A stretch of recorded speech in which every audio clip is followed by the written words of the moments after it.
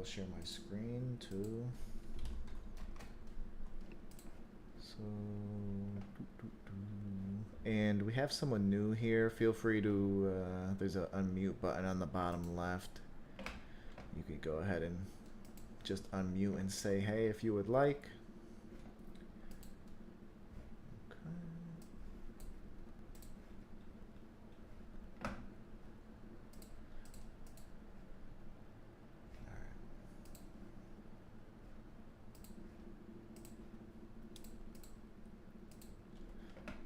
Cool. So you mentioned that you have done this in person. I'm guessing in person, like the meetups in person, people actually say stuff. Yeah. Like a hello Oh or a yeah, hi. it's so funny in person too because everybody brings their laptops and we're all like, all right, we're gonna code today. We have our laptops. We open them up and we power them up, and then nobody ever ends up doing any coding. It's so funny because we all want to, but we're all just so engaged in the conversation. We just talk about like, we just socialize. You know, it's so different than these events here. These are basically all work, whereas those are just all socializing. Though I think it'd be cool to have like a virtual socialization, but I don't know. There's just something about seeing each other in person that just And having to deal with NPCs. Yeah, I don't know, never mind. Having to deal with people that you don't know from like it could be from anywhere. I know. I can't wait to travel and just host in like all the main cities that we're in right now. That'd be so cool. Just to like travel the US and host in person events all over the place. That's the goal. All right. Sweet.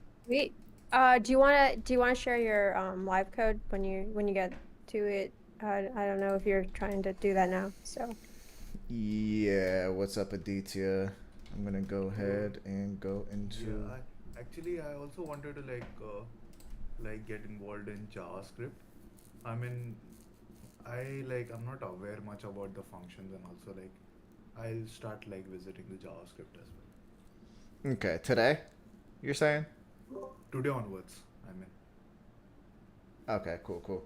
Yeah, we're doing the introduction to JavaScript here, but next week and the week after, I'm going to start doing intermediate and advanced. So I'm going to use the introduction, intermediate, and advanced to focus on Nonprofit Navigator until it's mature enough and a team lead steps up where they could manage it, not on their own, but just like manage it. And then, I could continue to help them grow it and build it and all that stuff.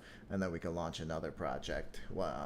Once somebody who knows how to do like code reviews and that sort of thing. That way we can start a new, fresh project. Um, but we're going to use the introduction of JavaScript just to go over like basic stuff, variables, expressions, functions, objects, arrays. We're going to try to keep it as simple as possible in this event. The intermediate, we're going to start getting more into like classes, functions, modules, just a little more complicated fetches, pulling in data, asynchronous programming, that sort of thing. And then advanced will actually focus on just implementing some sort of architecture and start thinking that through as well. So we haven't been thinking it through at all. I'm just going to pull up the project and yeah, I don't know. Let me wait to share the live share just because I don't know exactly what people are going to be working on today, what their plans are. Um, and maybe like someone, I know Aditya wants to work on JavaScript. We'll see what everyone else wants to work on. And so let me just show you. We have our search. So what I did last week was I pulled out the home page. So you can see now we just have the volunteer search page and we have the 3 volunteer search details pages. And what we did was we put it in the main.js. And so we have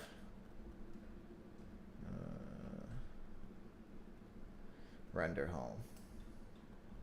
And so we created this render home. We attached it we focused in on the main page. We created the markup for the home, which we basically just copied and pasted it into here. And then we inserted the markup into the inner HTML. And then we added an event listener to the window object. on load. So when the page loads, then we render home, and we render home within the main page. So yeah, what I wanted to do was actually pull out the volunteer search page and these other pages and actually render them with JavaScript as well. Just render them all inside the main page here. So that's what I was thinking, but it depends on what y'all want to do. We already made the pull request, so this is in the GitHub repo. And then yeah, you worked on some CSS last week, Aditya, right? Yeah, me, T, and I think it was uh, who was the third person? Sorry, Tiffany? Tiffany? Tiffany. Yeah, Tiffany. Yeah. So we worked on CSS, but the thing was like when you gave me that other code, I was trying to like merge stuff, like combine the code of like that your dynamic JavaScript with my CSS, and I think I messed up somewhere. So now I kind of have that combined code, but I need to like get off that just CSS part so that we can combine the part in this code. I was just trying to combine the dynamic code which you have written with the CSS part. Okay. Okay. Yeah. Cool. Yeah, I know, I think I know like what all changes are, I still have it. So, uh, like we could like go through those changes and just like I'll try to update those changes by that time, back to like what initial changes were, and then till that time you can proceed just a bit ahead. I'm just in doing that. And those changes that you made were to the home? Uh, yeah, so like we kind of so it is basically involving because you did that render home function. That render home function is within the main page, right? Mm-hmm. So we did CSS styling to the main page within the main page stuff only. But the CSS is in a CSS file, right? Yeah, CSS and CSS file. So that is not the problem. That is fine. Yeah. So I can use that file only. But for like the HTML part, we added some IDs to each tag, Uh, like some additional IDs to some tags.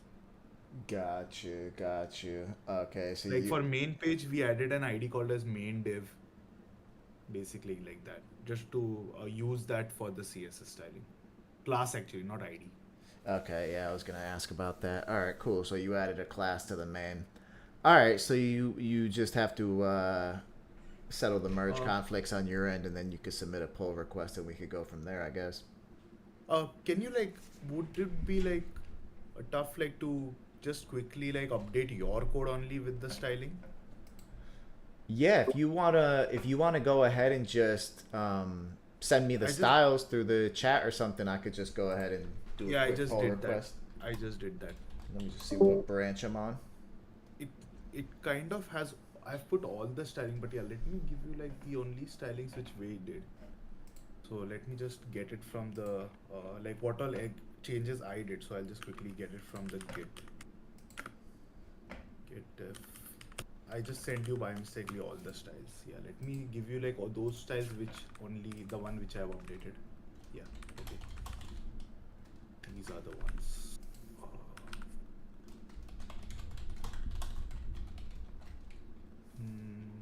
nav.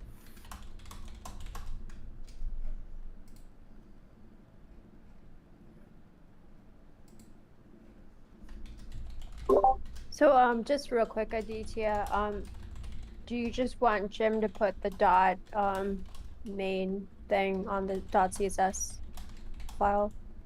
Because we added class, I Yeah. believe, So right? So then one that would be thing. the dot. Mhm. So one change to be made is basically, yeah, let me delete the current message which I put. Don't use that. One thing which we did was we added like some styles in the styles.css. So that I've just pasted.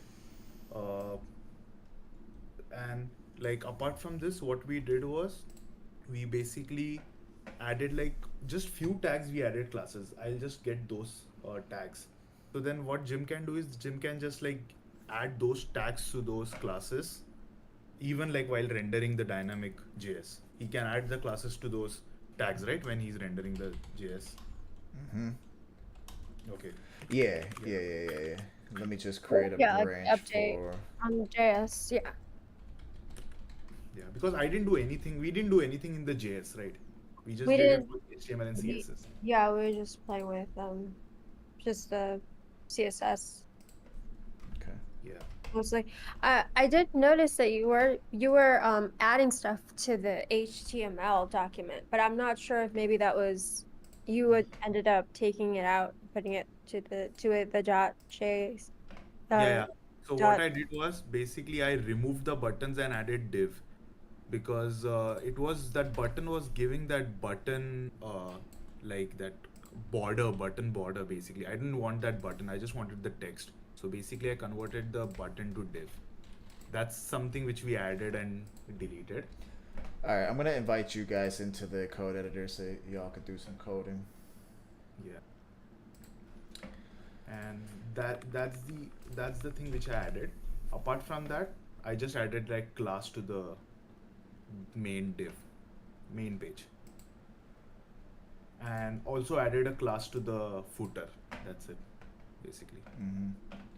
So we have button show. Okay, and then we already have these here, but you did. Yeah, you could remove those buttons and instead of that put those two divs.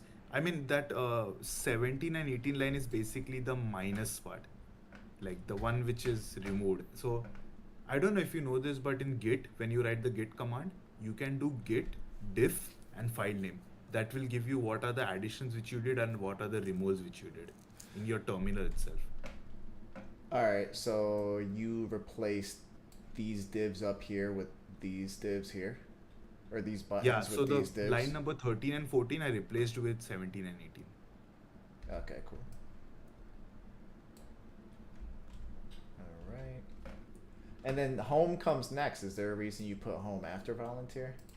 Yeah, so I mean, I was trying to like mimic the. So I'm doing float right to the navs. So when you do float right, so the home, as per the design, first it is volunteer and then home. No, sorry. First it is home, then volunteer. But when you do float right to this nav, what it will do is it will first attach the volunteer to its extreme right and then attach a home to it, basically. Yeah, gotcha. Okay, cool. Yeah. All right, so we'll I check I that don't know out. if that's all the right way. You can like we can work on like making it much better optimized based on the CSS. But I just try to do it like we just try to do it the way we thought about just making it better. Yeah. Floating is like a older way of doing things. We could use flex boxes. Is usually what people go with these days. It just makes it easier. All right, cool. But if it works, it works. That's cool. And then, all right. So based on what we have here, then you said you added a class to main div. Feel free to pop in to the Okay, code go editor ahead. and just make some changes because I already created a new branch. I created the Aditya styles branch, so we'll go ahead and we'll get this working as far as the styles go, and then I'll make a pull request, and then we'll go ahead and create another branch for extracting out this HTML and creating Okay, different render methods. doing it. I'm just joining it. Yep. What's up, Parker? What's up, Javier? How's it going, everyone? Pretty good, What's up, pretty everybody? good. How are you? Good. Awesome. So it looks like we have a main div class here. Cool. Why do you put a space in between? I'm so used to just doing with no space. Yeah, well, It's still the same at the end of the day. Still the same I thing. mean, I'm used to that Java thing. I don't know.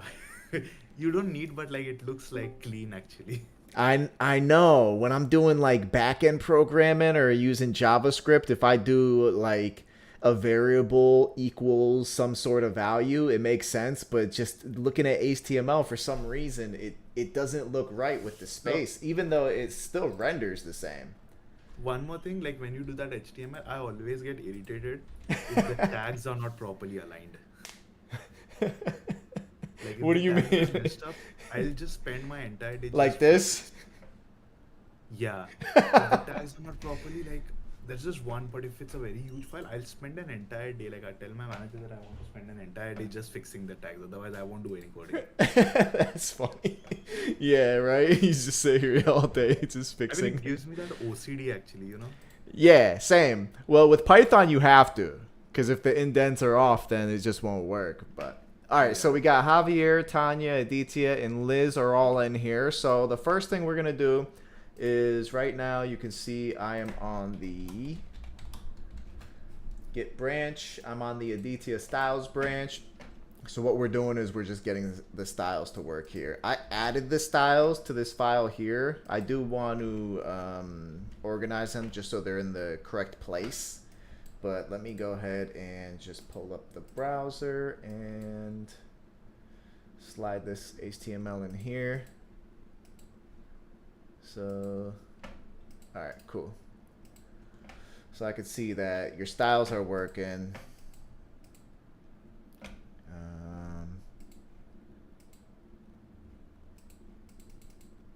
So the event listener that we added last week is not listening. That's okay. I mean, it's not working. That's okay. We'll get that to work. And then these don't have pointers because you actually set them. Is there a reason why they are set as divs instead of buttons?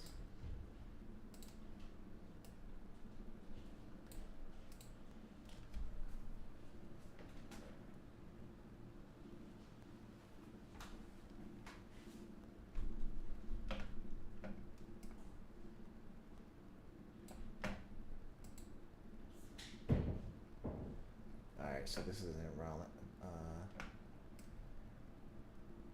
this isn't rendering our second page either. So when you click on, actually we'll get to the JavaScript after. Aditya, is there a reason the div instead of? Oh, okay. Oh, I was on mute. Oh, sorry. Oh, you were talking? I was talking for like a lot. So the reason I did it for like div instead of button is because when you add a button, it basically gives you like that button view, like that button design, which I didn't want. I wanted it to be text. We tried like ways like removing outline equal to none, but it didn't work. That's the reason I made it div. Like we made it div. Yeah, I know some people who use like unordered list and list items for the navigation too. It really comes down to how you want to do it. Yeah, so that's the only reason we added like button. Otherwise, like what I can do is I can basically in nav buttons I'll just add like cursor equal to pointer. Can you like test now? I was just Check gonna now? say that. Yeah. Well, you're adding it to logo, right? Oh, sorry. I'll remove it. Yeah, I didn't see it. Okay. Now it's There right. we go. There we go. Okay. Cool. So why is that volunteer not showing? Oh, like the volunteer is not showing the search box. Yeah. Let me go ahead and do so we are rendering, let me see if I could just we're rendering, the reason is because we're rendering the home. So the first thing we do here is we get the main element, and then so we add a volunteer search home and a volunteer, and then we add there's a search event, there's an event listener, I think we added it, show search results. So when you click on volunteer, you're executing show div,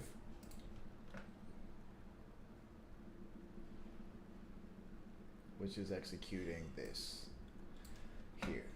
So basically what you're doing is you're getting all the children of the main, you're iterating over, and then if the ID matches what you pass in, then it'll render.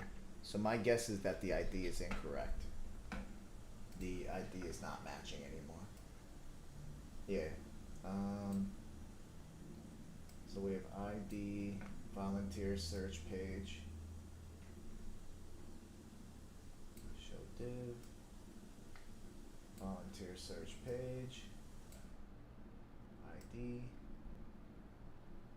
volunteer search page.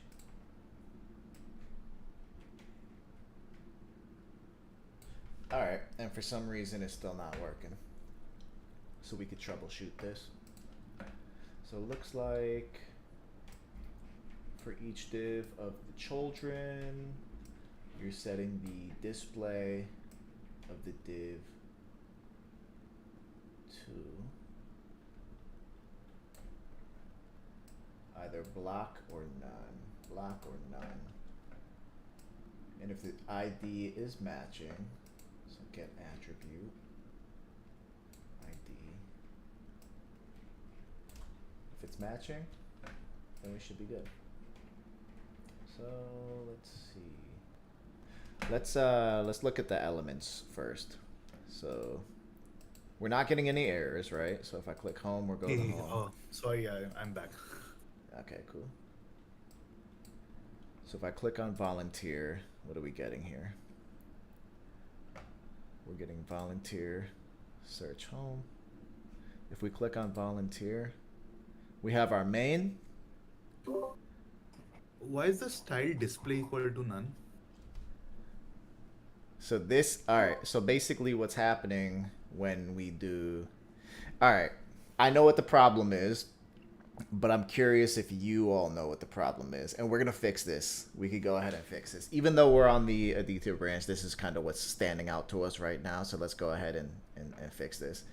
So what we did was we made a change that we wanted to extract the home page, the volunteer search page, and the details pages out of the HTML. And so we started with the HTML, the home page, right? And we did that here. We did render home. We get the home page. We set the markup equals this, and then we do main.innerHTML markup. So we replace everything inside of the main element with this. Yeah, you need to add it basically. Add what? I mean, main is like the root node, right? Main page. Yes. And this is like a child, so you need to add it to that child, right?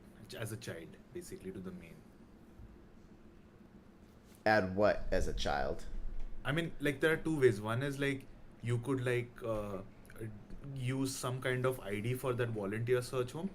But what I'm saying is like if you go to that HTML, like if you just go to that HTML, in that HTML, like the main tag, that main tag has certain child nodes, right? This Yes. volunteer search page is one div. Volunteer like search details is one div.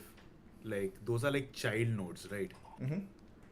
So I was saying like adding these child nodes to the main page, basically, like appending the child nodes within like to the main page, something like that. So that's one way of doing it. Just so Or else so directly you're with saying after rendering the home, then appending them with display none? No, so that markup basically is like an HTML, right? Yes. The markup. Yep. So you could say like that could be like one div element, right? Mm-hmm. So that one div element is like a child node to Yes. the main div. Yes. So once So we that's- execute, so basically when we first land on this home page, we're actually getting this. Like these are the first two that are going to render initially. But then this render home deletes these, deletes all of these, and replaces it with just this. So there's only one child node inside of the main after the home is rendered. So if we could go ahead and append these on after the home page renders, like we render the home and then we add on these ones just after this right here. But what we're planning to do is we want to render the home, we want to render this, and we want to render all these pages in JavaScript. We don't even want to create any HTML to render them. So how can we could how can we do that? Let me see what people think. So how bare bones is the HTML page if the majority is being rendered in JavaScript? What's up? So how bare bones is the HTML file going to be if most is going to be rendered in JavaScript? Yes.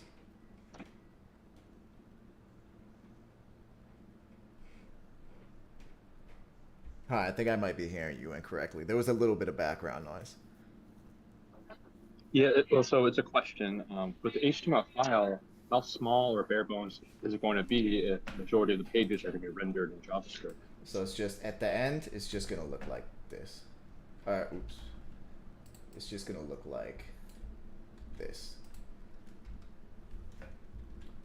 Let's say hypothetically, like you have JavaScript disabled, or not use JavaScript, you still render some of the elements that you want to build with just HTML, like as a fallback, or is that necessary? You can, but I wouldn't worry about JavaScript being disabled right now. Okay. Okay.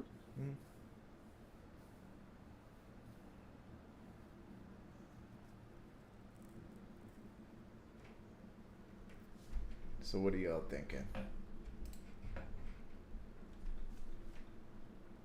So the thing which I told like that, I mean, let's say what we do is we remove all these tags from line number 19 to line number 36. Okay. Mm-hmm. Then what we'll do is now it would be empty, nothing would be there. But one thing which we would have, which we can access, is the main page tag. So that tag will be there, right? Mm-hmm. Yeah. So once we have that tag, let's call it like the root node basically. Mm-hmm. So we can fetch that entire div, that node. Now once we have that, what if we like create a set of functions which will, like you did for render home, like that we will create some more functions like render search details page, render search details, and it will have a certain set of HTML which basically you see here. Now once you have that, we could actually like call those functions like just like as like basically like as child nodes, one after the other within the main page. Wouldn't that give like a proper order what we want here? That sounds about right. So you're saying create a method or a function to render each one of these separately, and then after we render this, for example, all right, so we have our render home. We go ahead and we target our main page, which is basically our root, right? This is our root div. And then we create the markup, we inject the markup, and then we could add event listeners to the markup. So that's like, this is kind of taking us towards eventually breaking out into model view and controller, but this is a nice next logical step.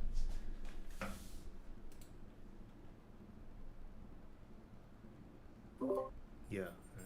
And then this show div function, we wouldn't need this anymore because there are no children in the main div when we render. Though when we get to views, so we'll have a home view, and we're not going to do this right now. We're just going to do it in a nice logical step, just so everyone can see how we get there. But we'll have a home view. We'll have our volunteer search view, and we'll have our volunteer details view. And each one of them will actually be a JavaScript class. So this will be cool. And then we'll actually create a main view class that all of our view classes inherit from. So you see we have like a render home. We'll create basically a class called view that has a render method that all of them inherit from, that you're just passing in the data or what's going to be rendered. So they'll all inherit from there. So we'll get to that eventually though. So for today, what is the next step? So I have a question yes. because I'm sort of like entering late on this particular project. Mm-hmm. In your render home function, when you're saying let the markup equal the div ID volunteer search home, why isn't that volunteer search page from 19 of your index? Are you saying this right here? Yeah, so why isn't this the ID from index line 19? So I don't know who chose this for an ID name, but I was kind of just like, what do you think we should put here? And I was kind of just taking everybody's advice. But the reason was this is the volunteer search feature. So if you look at our Figma, you can see this right here. We decided we did a bunch of user stories. I don't know if you were there for that, but we did a bunch of I user. have not been on this project like at all, so Okay, let me share. it's my first day. Oh, okay. Let me share this then. For anyone who's brand new, I'm going to post a Figma right here in the chat. Feel free to click that, and I'll give you access to that Figma. And so on basically like one of the first days, we created a whole bunch of user stories, and the one that we ended up choosing was as a volunteer. I want to easily find volunteer opportunities so that I could find what services are offered. And then we just we did some research. We looked at a ton of other websites that had this feature, and then we created this. So like these were a couple of the other websites that we really liked that have this feature, and we decided this was going to be it right here. So we have our home page, we have our volunteer list page, and then we have our volunteer details page. We call this the volunteer search homepage is because it's a volunteer search feature. Like we're just searching for volunteer opportunities. I guess that's the name we chose on the first day. And then we have, I believe, what are the other names? So if we look at so we have volunteer search page. So this is our actual volunteer search page, which is technically our list of volunteer opportunities. So this would be better if it was like volunteer search list, and then these would be like volunteer search details. So the first two words, volunteer search, just represents the feature we're actually working on, and then what comes after it just represents the piece of the feature. Okay. Yep. Also, that volunteer search details, page 1, page 2, page 3, that's going to be changed to dynamic, right? Yes. Yeah. So these are going to be rendered based on which one of these you click on. So if you click on this one, the first one will render, you click on this one will render, you click on the third one will render. So what page is rendering is based on the one that you actually click. True. Yep. Okay. Yep. Cool. So I guess the next step would be since when we click right here, we have the problem here that we're facing right now is, let me go ahead and do it in mobile view, is we come to our home page. This JavaScript is rendering, so we're rendering our home page. If you click on this, there's actually nothing happening because there's just no event listener on this right now. And then if you click on home, it renders the home. If you click on volunteer, it just, nothing shows up here. But if you look at the elements, we still have our home. So our home is still there. It's just not showing. So basically what happened is we click this volunteer. On this volunteer, we have a built-in event listener, which we want to extract all the event listeners into JavaScript anyways, but we just kind of let this slide. And we're executing the show div function when you click on this volunteer. And we're executing this show div function with the volunteer search page passed into it. So you can see with this volunteer search page, so this all should render. The problem is, before we pulled out this render home method, we had the home, we had this, and we had all these all on the home page. So when we did the show div function, what we did was we got the children of the main div. And since the children of the main div was anything that lives inside of the main div, so this one and these three and the home, they were all in there. We had 5 children basically. This method basically just loops over the 5 children, and whichever ID matches, so volunteer search page, whichever div ID that was passed in matches the ID of the child div. If it matches, then the display is set to block. If it doesn't match, the display is set to none. The problem is, here you can see that the home is still here when we click volunteer and nothing else is there. It's because when we initially render the home page, this div right here is the only element on the page now. So these actually don't even exist on the home anymore. It's only this div. And so basically what's happening when we execute this show div function now is you loop over only one child, the home child. The other ones don't exist. And so instead of setting one of the other ones to block and the other 4 to none, it's just setting the home to none, because volunteer search home is not the div that was passed in when you click volunteer. It's volunteer search page. So I think Aditya already said what we can do is go ahead and extract this HTML and this HTML out of the HTML, or this div and these divs out of the HTML. Just underneath render home, we could create a method called render volunteer list and render volunteer details. And then when you click on volunteer, you'll actually call the render volunteer list function instead of the show div function.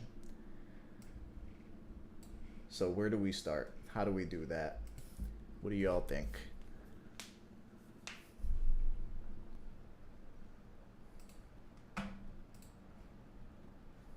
Who's in here? Aditya, Liz, and Javier. Y'all are in here, so what do you guys think? So, first of all, like,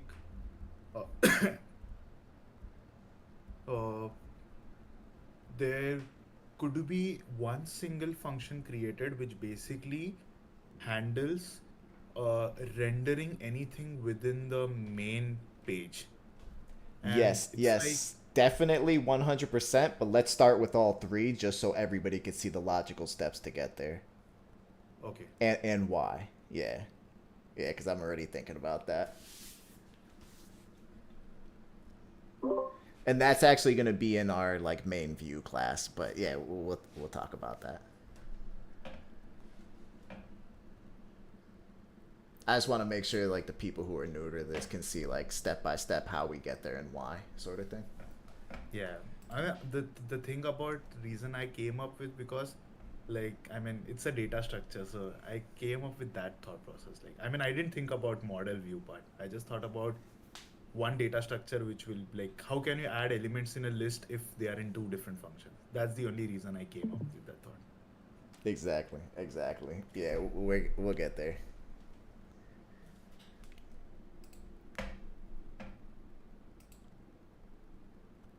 So I'm going to go ahead and I'm just going to say const render volunteer list and const render volunteer details. So just to give you guys a little idea about what we're doing here. So if you look at this, we have a function that renders the home. We just target the main element, the parent element of our home, which is main page, this div right here, this div right here, and we create the markup, and then we inject the markup into the main parent div. So we basically want to do the same thing we did here, just with these 2 methods. So instead of injecting this markup here, the home markup, for this here, render volunteer list, we want to actually inject this markup. And for the render volunteer details, we just want to inject this markup. We actually don't have to inject all three of these. We could just get rid of them. We only need one of these. So who wants to go ahead and render the volunteer search page here? Yeah, I can go. Me and like I can go do that basically.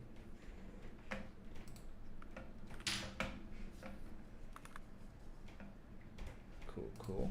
So I'll just cut this out. I'm gonna put it right here underneath here, just so you have the markup. And feel free to, you can, who else is watching, you can see Aditya is just taking this markup and basically doing the same thing we did.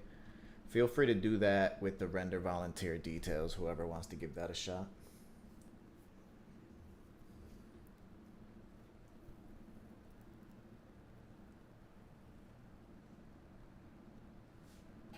Aditya, you know what's something really easy?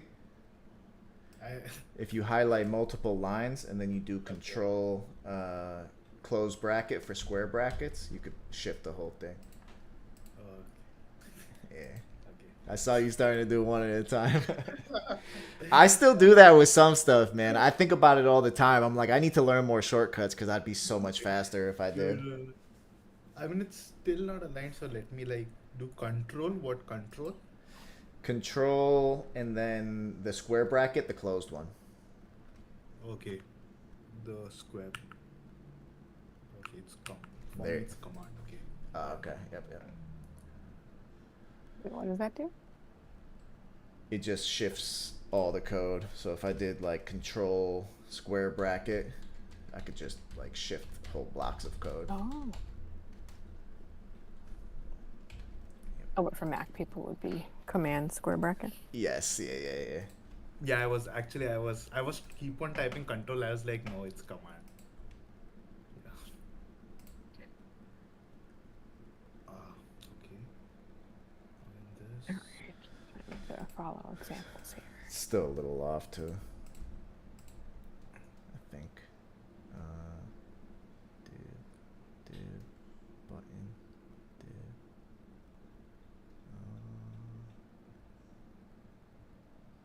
Yeah, I think there's You're some. still grabbing the main in all these instances, right? Yes. So I should perhaps not name it. Does it become a conflict if we're naming it main? No, because within different functions, right? Yeah, exactly. Yep. And we'll call different functions based on what's being clicked. Not get animation and stuff like that.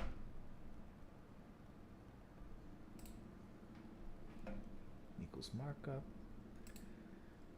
Cool. Nice. And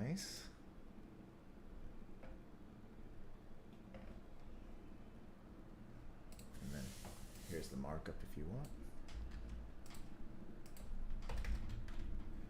I just pulled it out of the HTML file. Cool. Oh, okay.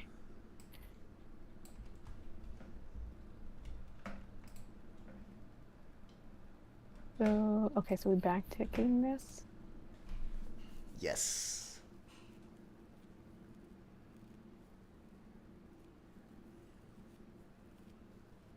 Okay.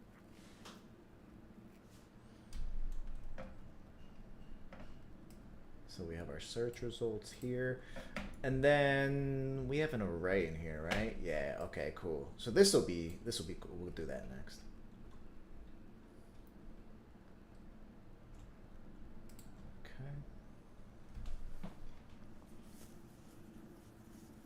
So that thing like the array, like it basically is used for that search button, right? So we don't have to touch anything, the search button event list, right? That would still be like connected with like the rendering which we are doing, right? The search Show So search results, you're saying? uh, yeah, so this show search results is basically connected to a search button. So if you see like search hyphen button, there is an event listener created, I think. Mm-hmm. So I think it is where exactly it is. There was an event listener named search button. Yeah, if you go down like line number 112. Yeah, Yep. which is calling that so. So this search button is basically an ID of that button, which I just did like the markup. So all that elements will still be like connected to each other, right? Even if you do this. They should be. Yes. Okay. Yes. But we're gonna run into some issues with this button, and we'll see in just a minute. I believe. Okay.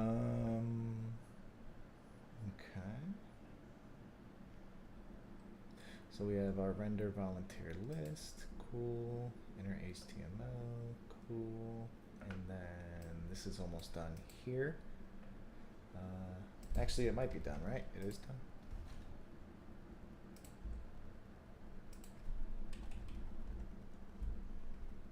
Cool. Yeah, I think so. Does your prettier not do that like automatically for formatting? Or is it because it's the browser? No, I just don't have prettier set up on this computer. I only have it on my Ah. laptop. I gotta do that though.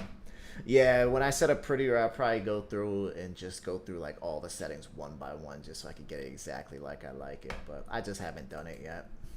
Why? When you press Control S, when it saves automatically, it just formats it for you, right? Usually things shift over, which is probably like a bad thing to rely on, honestly.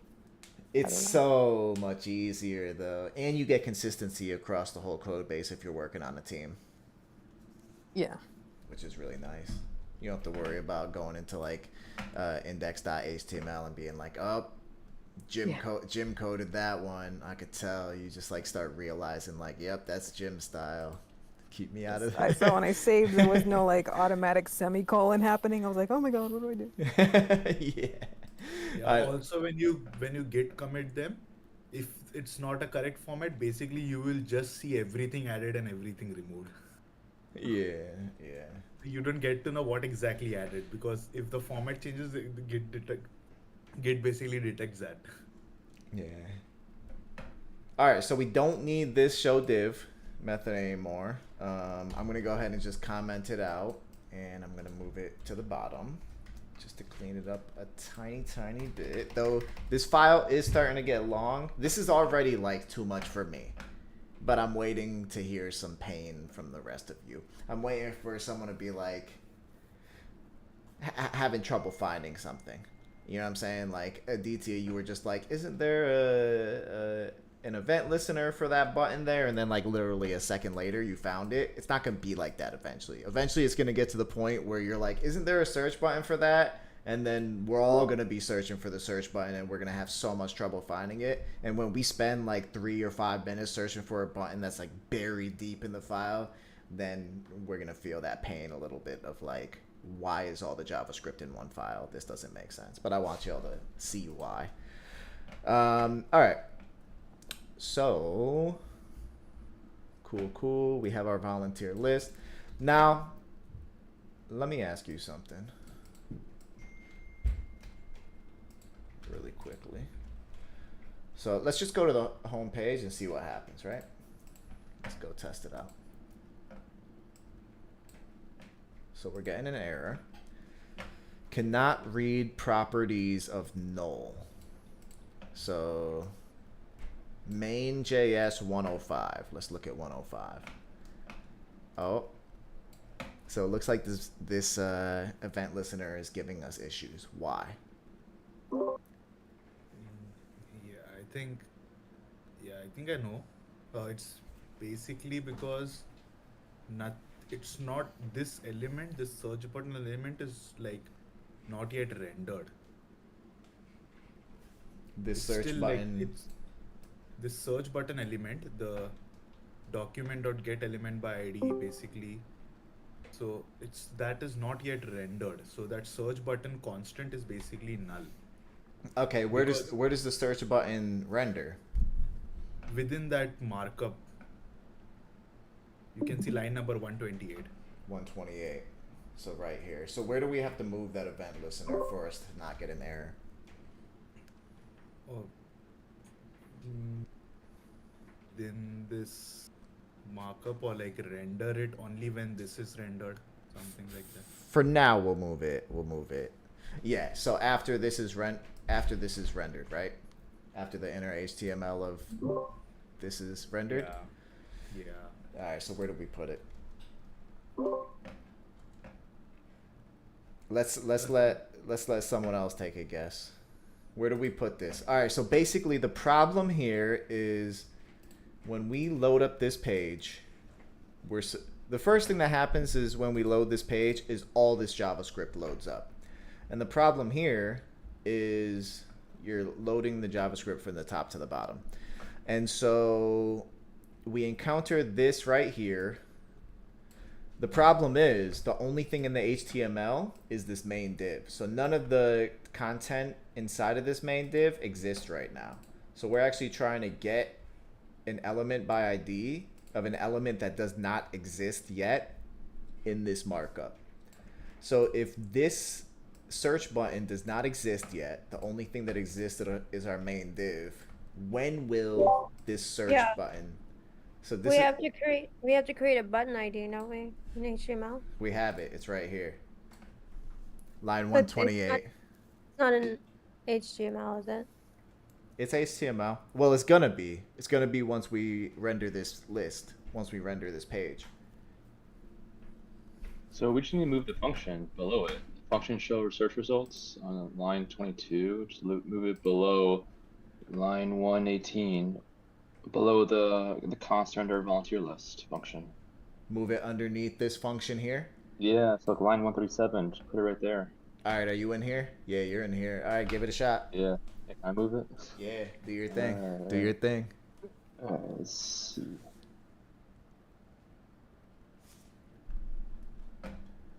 Who thinks, let me ask, out of everybody here, who thinks, all right, it works? It doesn't work. So we're moving, just for clarity, moving this 104 and 105. He is moving 104 and 105 underneath the render volunteer list function. So probably line 138.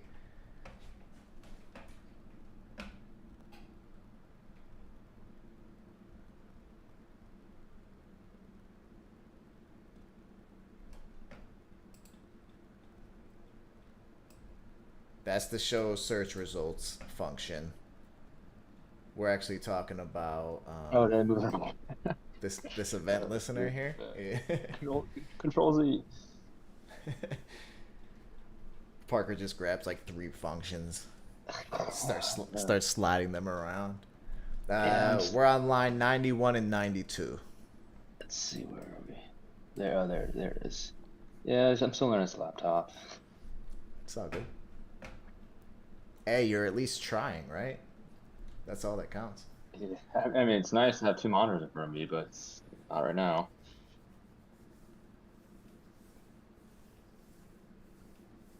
So I think that's right. So it's below the const render volunteer list function because you have the id of search results. Then you're calling it with the event list. Well, you move this function underneath. Oh wait, I still moved the wrong one, didn't I?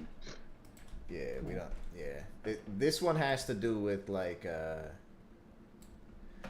what to display here. There it is. Render volunteer list. It's on line 105. Okay, I moved the entire. Yeah. Wrong thing. So what we actually want to move is line 91 and 92. That's what's giving us a problem. So if I go ahead and look at this HTML and you look at the error, it says description is not defined. Main 22. All right, so we have description.class list. All right, so yeah, you moved the wrong function, but let me go ahead and just move that back. Thank you. For now.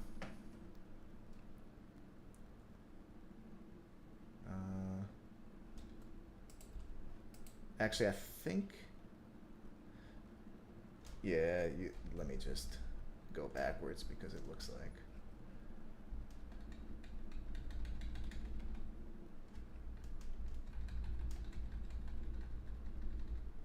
It looks like the outside of this function was deleted.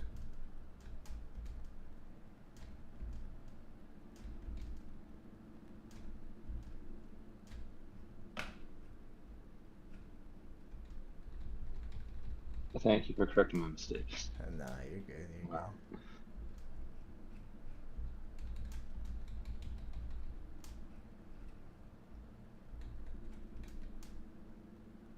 All right, show search results. All right, build volunteer card. This is what disappeared. This function right here entirely disappeared. So basically, if we come back to our original error here, you can see uncaught type error cannot read properties of null.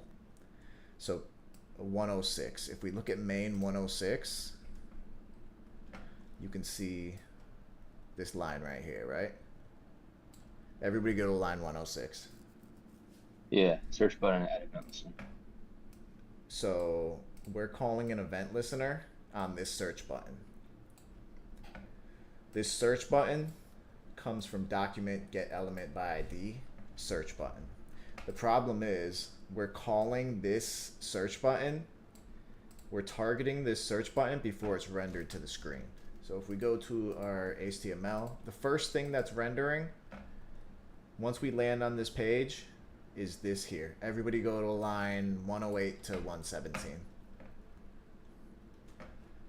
The only thing that's supposed to render on the screen when we load this page is this. This is just the home. It's just a simple like card. And when we click on this card, then we want to render the volunteer list. Or when we click on this volunteer button here in the index.html line 13, then we also want to render this volunteer list. So what Aditya said first was the reason why we're getting this error on line 106 is because this element has not rendered to the HTML yet. It just doesn't exist on the HTML. And then I said, so where does it render? Where does this search button render? And it looks like if you come down to our render volunteer list, our search button renders on line 129. So I suggested, so what do we do? How do we fix this? Parker, you suggested that we move these below this function here. So it's just the two lines then, 105, 106. Just the below. two. Yeah. Okay. Give it a shot. I will not mess up this time. Mess up again, man. You'll just learn more that way.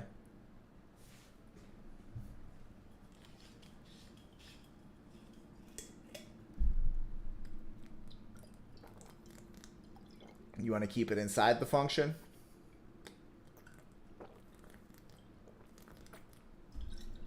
Outside the function? Is that outside? This is outside the function, yeah. I do want it outside. All right, so you wanna execute this JavaScript code just outside the render volunteer list function, but beneath it, so this has a chance to render, right? Yeah, it's kind of like that defer line the other day in the HTML file, but it's kind of doing the same thing where you want to render that HTML first so that JavaScript can see it and then pull from it. Yes. Yeah, so you're saying as long as we have this line 137 underneath this render volunteer list function, then this volunteer list should be rendered and we shouldn't get the error, right? So let's test this out. Actually, let me go ahead. I posted a poll in the chart, in the chat there. Excuse me. I said it works, it doesn't work. So everybody go ahead and vote now. Does it work or does it not work? Click the green check mark in the chat.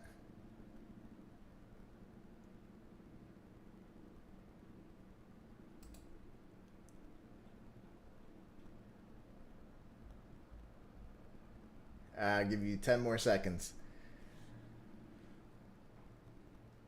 It works. All right, so we have one person who says it doesn't work. Who is that? Who says it doesn't work? Who? Yeah. Oh, so I mean, I think you probably need to add it to the bottom of this as well. Could be wrong. I could be wrong. The bottom of what? Of the other, I just put it on line It's 151. just underneath there. All There right, you so go. let's cut I think that it might out. just have to, because you have to remember JavaScript is going to load everything prior to what it's been put in. So All right, so as long as it's down here though, underneath everything else, then it should work. yeah, I think so. All right, cool. Let's see what happens. All right, so we're getting our volunteer card. So this we're not getting an error before this render home executes. This is actually happening, right? So we're rendering home here on load, and then we're still getting an error. Cannot read properties of null. Main 149. So right here, we're not able to read properties of null. So that means this is still not rendered, right? So basically, when we get to the bottom of the JavaScript file, the only thing that has rendered is our home page. You can see line 106 to line 115 is our home page. That's the only thing that has rendered. That means this has not rendered yet. That means this does not exist yet, which makes sense. Because for this to exist on the home page, either you need to click on this volunteer button or you need to click on this here. So, what's the problem? It should be like after, within the function, right? Once the markup is added to the main. Yes, yes. You're talking about this function, right? Yeah, because like the thing is, I mean, the way it runs is this is a function.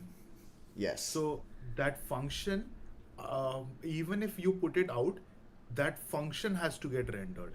And JavaScript, I think it runs line by line Yes. in order. Yes. So, like, you just need to see where exactly that search button HTML is getting like inserted in the main. As soon as it is got inserted, like that is rendered, that means like you have that search button div ready. So then you can do that. So Yes, exactly. So we target the main or our root, we create our markup, and then we inject our markup. So at what point is this now rendered in the HTML? What line? What line? line number 134. 134, exactly. So feel free to put this here, just under line 134. Try this out. Boom.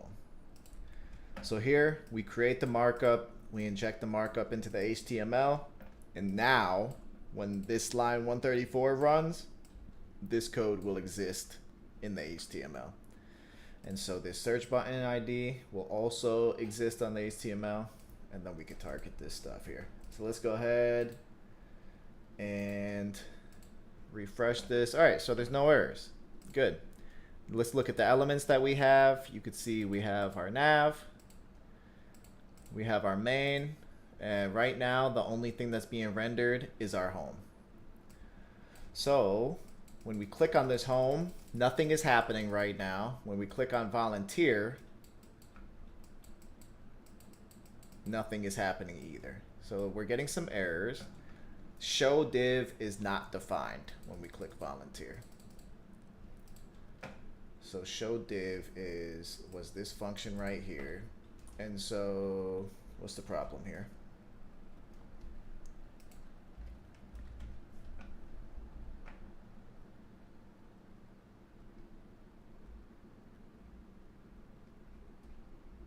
Why are we getting an error when we click on this volunteer here? Show Yeah, div is because not that button show div, it's still there in the HTML for those buttons, right? right here. Yeah, you have those show div function getting called, right? So like you would still need the show div function, right? So we are calling a function that's not defined. Yeah, you have commented it right in the JS file. So either like we need to remove the show div function from onClick and put some way to like navigate it there to render those pages, or like I think call render function. Oh, render home and instead of show div, call render home function. For this one, So, we're yeah. doing render home, and for this one Yeah. we're doing what? Render volunteer list. Render volunteer list. Exactly. Cool, cool. All right. So does someone want to go ahead and remove these functions here?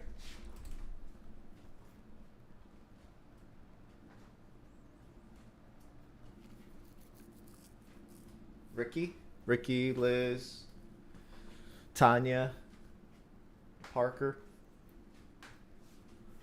Aditya. I just go down the list. I'm here. Yeah. So we're just replacing show div with. Wait.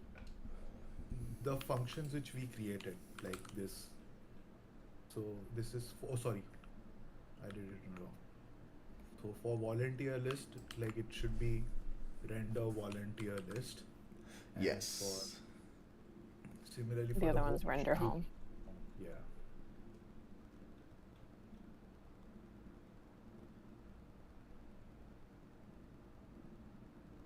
Go ahead, girl. Your cursor's right there. You got it.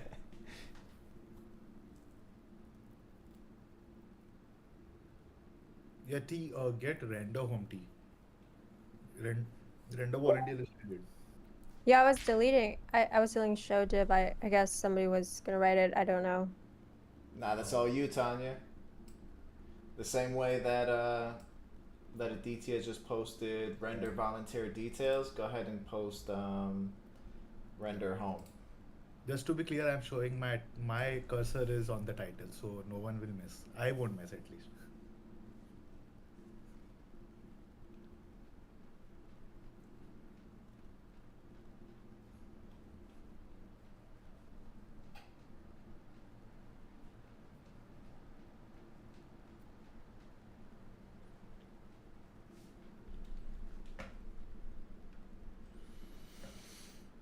Render volunteer home. Go over to the main.js T and look at line 106.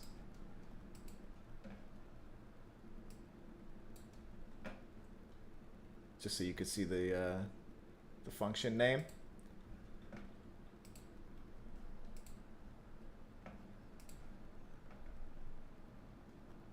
So it's just render home, not render volunteer.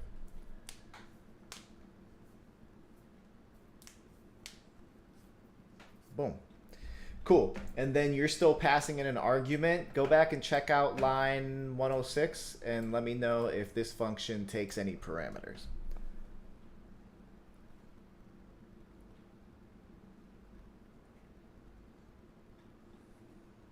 Are we passing anything into this function here?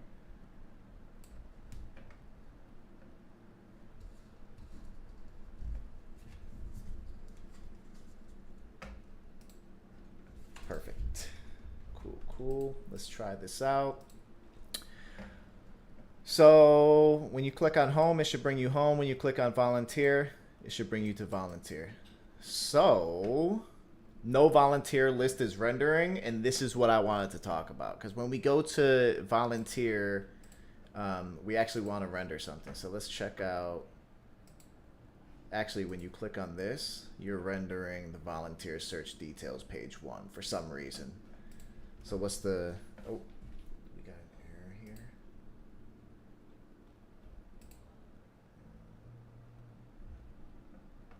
Oh yeah. I put the entire. Oh. So no, I think it should be till search results, right? So it should be correct. So you did post render volunteer details. Oh, it should be render volunteer list. Oh, sorry. Yes.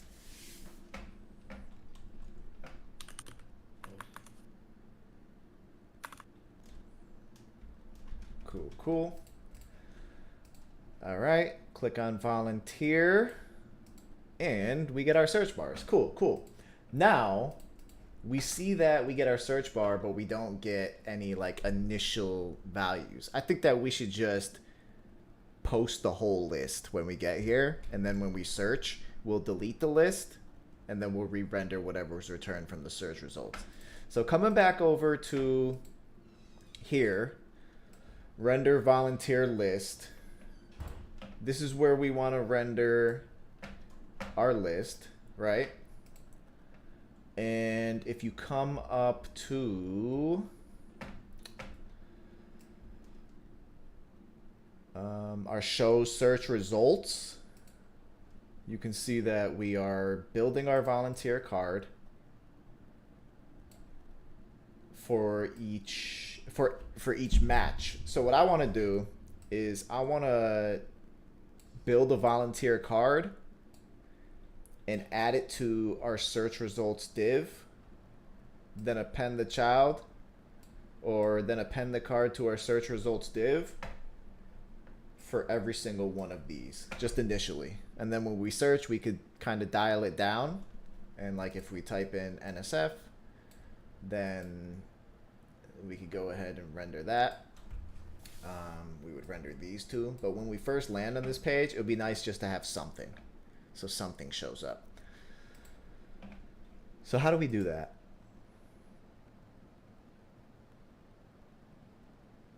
Not to sound like, hey, you know, we did this already. I thought we already did this with what's his face? With Aditya. So here, No. if I We had like the whole layout, everything. God, I can't remember his name. Sorry. It's okay. Yeah, that right there. Yeah, we Yeah, have that. we have this. Oh, So Angel, we see. Angel. Yeah. There you yeah. go. So if I type in NSF and then I do search, then something will show up. But something should show up when we just land on the page. We don't want to like show up to an empty page. You know what I'm saying? Like it's just empty and then we have to search. All of our search options should be here. And then if we search, then it kind of like narrows it down.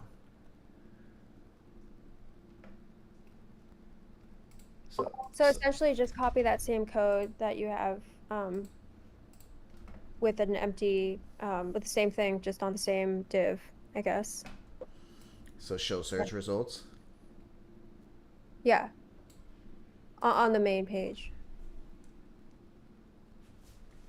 On the main page?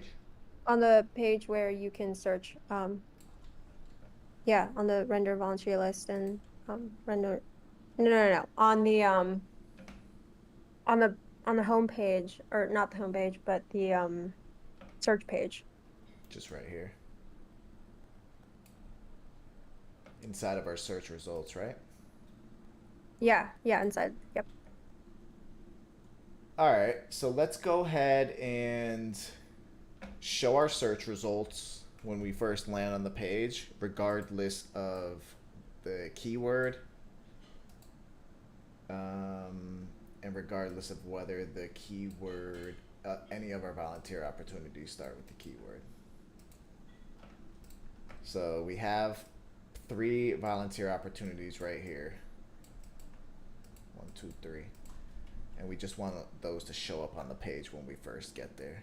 So this function basically does that with a little extra functionality. So does anyone have any ideas on how we could either create a function that does what this does or change this function to just show search results? What can we do here? Because we don't want to create another one that basically does the same thing, right? We don't want to create another function that does build volunteer card, append this. Like, this is all repeat code. So what we want to do is we want to change this in a way where if you just call it, then it renders all of them. But there's also a way to search and dial in. Oh, so you're saying have like the data there, like have the information there, ready to go. Yeah, If yeah. it's 10 pages, it'll be there. Yep.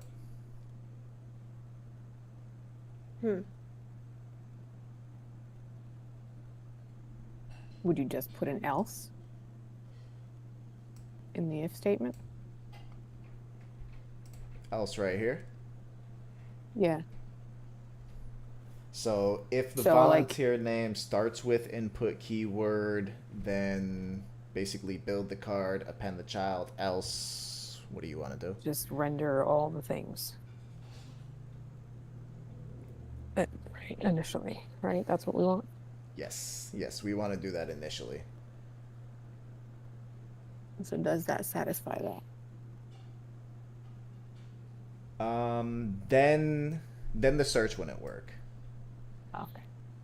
Yeah, like you couldn't connect it with the search result because it'll just make it like the computer would be like, what am I doing? Am I going to do that or that? I feel like it has to be like one option. Like we have to create a page that has every option available. Yeah. Okay, so let's do this. Let's turn this function into, just to make it a little simpler, let's turn this function into a function that does not do the search. Let's turn it into one that just takes these cards, and then we'll turn it into one that takes an argument. So if we don't pass in an argument, it renders the whole thing, and if we pass in an argument, then the argument is the keyword. There's a couple different ways we could do this. So does anyone have any, actually before we make any changes, how can we turn this into a function that with no argument passed into it renders the whole list? What if we could use the search value that, let's say, if initially like search value is nothing, let's say empty, then we could print everything, because when the search is empty, like how you see, like you said, like there will be nothing, then you should be seeing everything. Mm-hmm. So that is one way to like check if the search is empty. If it is empty, then you will show everything. But if even if there is like something, then you will basically do this logic. Mm-hmm. So wait, what's the difference between that and just having a show all search results page and then you're done? And then somehow connect it to, you know, if someone is searching for the letter K, you know. So the one which I said, basically you don't need another like a separate function and all. Just if condition, like if condition, that's it. If search is empty, then basically print everything else this code, like where is the JS file? Sorry. Yeah, this code. So your search results def, you just basically, I'm just typing it. If you basically just need to check if search results div is like empty, is empty. I'm not doing the syntax, but I'm just like typing the pseudocode. Then here you will basically do the entire code of give all results. Else you will do this rest part of the code, like where if there is something, then you will basically run this if condition, if this for loop basically, to capture what exactly matches with the search keyword which you have done. So everything would be done in one single function.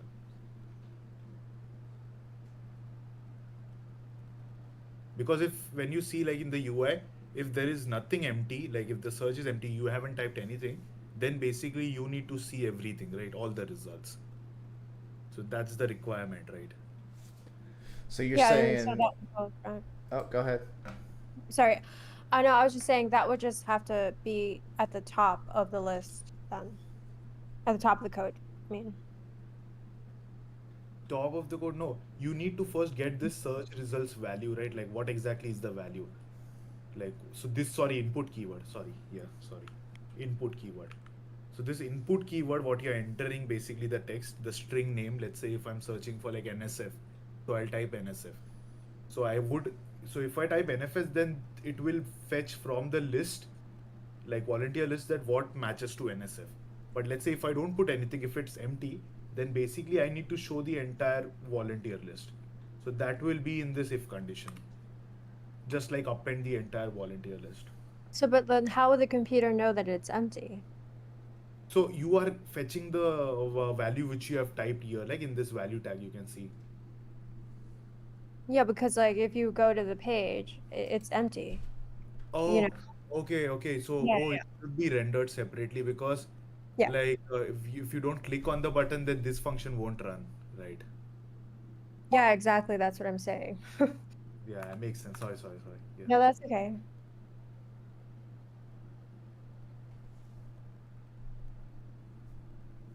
Though, I just think it'd be like, why do you have to wait until the button is clicked to execute this function? yeah, that's what I'm saying. Like he said that that won't work. Oh, but like, I mean, this search results div, show search results div, this basically will be called only when you click on the search button, right? Yeah, but no one's gonna just like the whole purpose of getting to that page is so that the search results pop up, not so that someone can go and click on the search button. You Yeah. know? So that's what I said. Like, you cannot keep make that logic in this function. That's what I'm saying, basically. Yeah, that's what I was saying. Yeah, but that's what I was saying too. I'm saying the reason why you cannot put that in this function, because Yeah, the this function will be called only when you click on the search button. So exactly. No one's gonna do that. Yeah. initially, no one's gonna do that. Yeah. No. Yeah. So we're rendering our volunteer list right here, and we want to insert our list here on load when the page loads, when the page renders.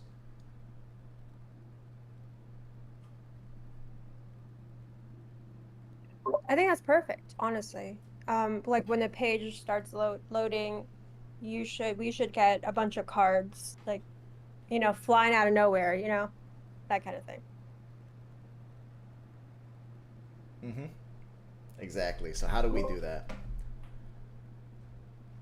I mean, we could like call like another create another function which will just basically render the entire list.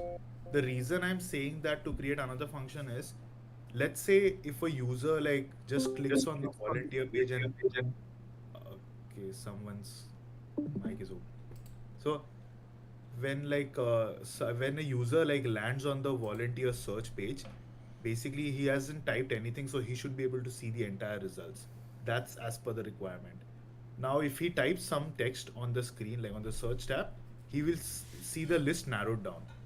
But then let's say if he removes that text, so the list should all again get rendered, right? I mean, he should again see the entire list, right? Because the feature is when you type something, it narrows down. But if you remove, like if you remove the entire text, and if again, like say the search tab is empty, but you didn't navigate from the other page, you basically removed that text from the search tab. So the list should again appear, right? So I'm just thinking from that perspective, like how we can ensure that like out of this scope, like whenever you like just basically or like kind of like polling, like it will keep on checking if this empty, like because you cannot do it through an event listener, right? For Like it should this right monitor here. the key tab, basically that input tab, if it is getting empty or not when you remove anything. Yeah, so we'll be able to just insert our HTML here. So let me just give you guys a hint. Instead of building this HTML programmatically, so if you look at, we have build volunteer card. Basically what we're doing is we're creating a div, we're creating another div, an H4, an H5, another div. Instead of doing it programmatically like this, which is actually sort of like big, it takes up a lot of space. We could do this a lot easier. And we could do that just by iterating over this volunteer list. So for each one of these right here, we'll create some HTML and just inject it right into here. So how do we do that? How do we iterate over the list? And then for each list item, we return some HTML. But when we return HTML for each one of the lists, it's going to return in an array. In an array that contains multiple strings. Each one of the strings is a list item. And so we can't obviously just inject an array with strings inside of here. We have to also call a method on that. So, ideas?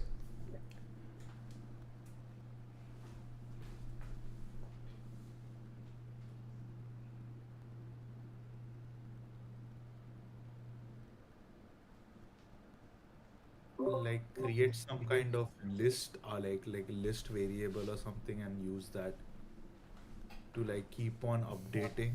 Like basically the show search results, what we did, that is also kind of doing the same thing, right? It is iterating through every element from the volunteer list and basically just appending as a child. Instead that we'll create a list and put the elements in that list.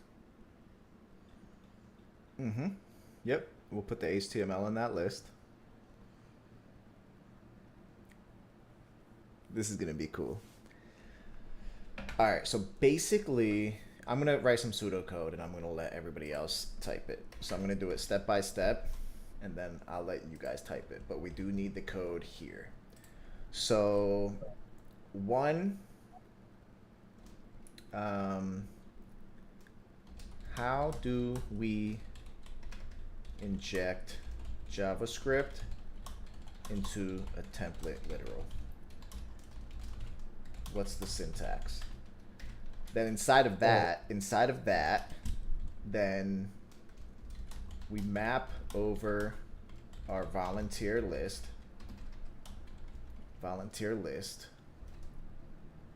and for each one of them, we return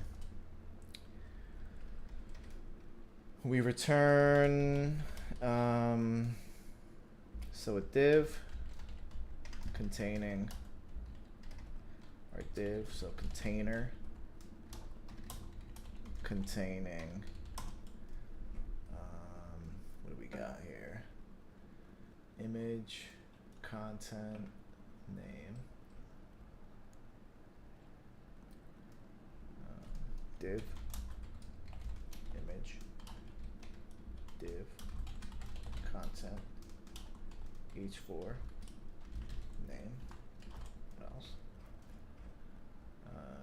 H4, H5, location, div, description. H5, location, div, description. So you can literally just return HTML. But since we're mapping over the volunteer list and we're returning a block of HTML for each item in our volunteer list, what we're gonna end up with is an array containing strings, and each string is a block of HTML. Basically, each string is a card, and so after we return that array, we need to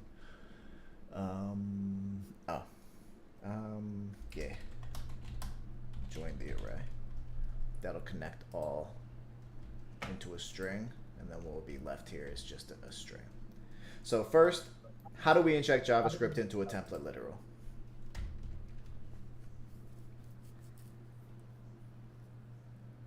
There you go. Perfect. All right. How do we map over our list? So you can see we have our volunteer list starts on line 3. How do we map over this list? Are we doing a for each? Not a for each because we actually want to return an array. Okay. Close though. Is it the built-in .map function Yes. method Exactly. that arrays have? Exactly. Exactly. So go ahead and use the built-in map method over our volunteer list. There we go. Perfect. And then, so basically now we need to pass a callback into this that we want to execute every single time for every single list item, basically.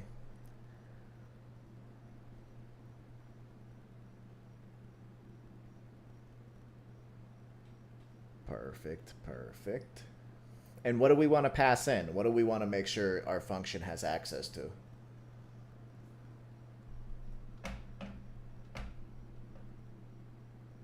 So our volunteer, so our current volunteer opportunity. And that's because we're going to need to target the name, the location, and the description of each one of these volunteer opportunities to inject it into the HTML. And so, cool. You could even just say like volunteer, whatever. It doesn't really matter. Simpler the better. And so, what do we want to return for each volunteer opportunity? Wait, but even, sorry, I'm thinking, but even if we use this approach, the end result, it's still an array? Yes. How does that work then? You'll see.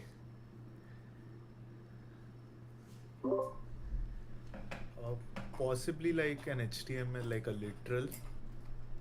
Yeah, so look, this is basically what it's going to be. It's going to be like H1, title, H1, and I'm just going to do, let me just do this like a couple times. So we have 3, right?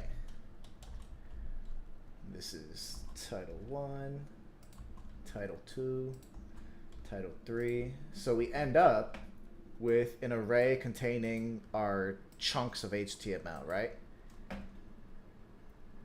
And then if we run a join on this at the end, it's actually going to convert this array into this.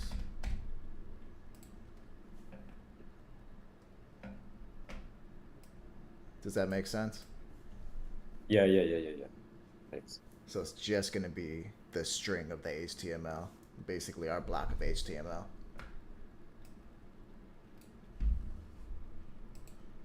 I'll keep that there. So we just need to, now we just need to return a template literal for each one of our volunteer opportunities.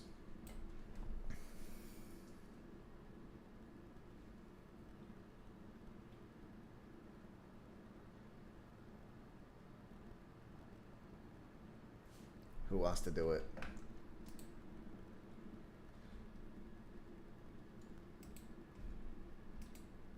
We got 5 people in here. Ricky, Tanya, Javier, Liz, Aditya. So we're returning a div? We are returning a template literal. So you Just could... kidding. Well, we are. We are. It's just, yeah. Because Let's say we start with the return key, because the callback function needs to return some strings. Yes. Yep. So the return... What's up? Within the map function, okay. So within the map function, we can do return. Yes. Oh, okay. Yeah. You actually want to return. Because for every single one of these... So we have 3 volunteer opportunities for right now, right? Because we're using just static dummy data. And so basically, this callback function is going to execute 3 times. And for each time this callback function executes, we want to return our card containing that unique. So instead of doing an actual string, we're going to do a template literal. And then we're just going to write our HTML here the way that we would just write our HTML.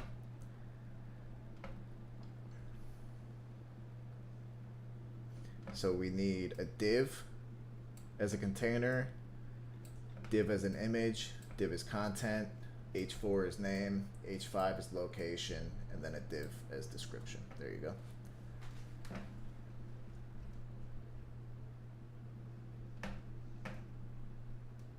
And then I'll go ahead and get you the class names too.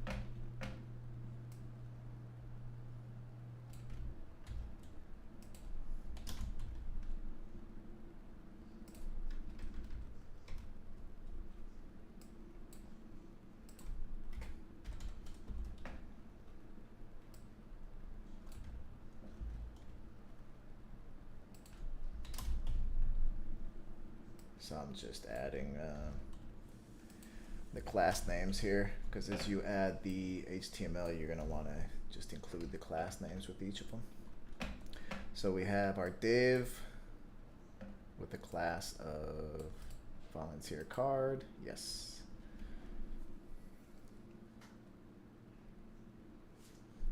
We have, I'll go ahead and help out because we got a few more minutes.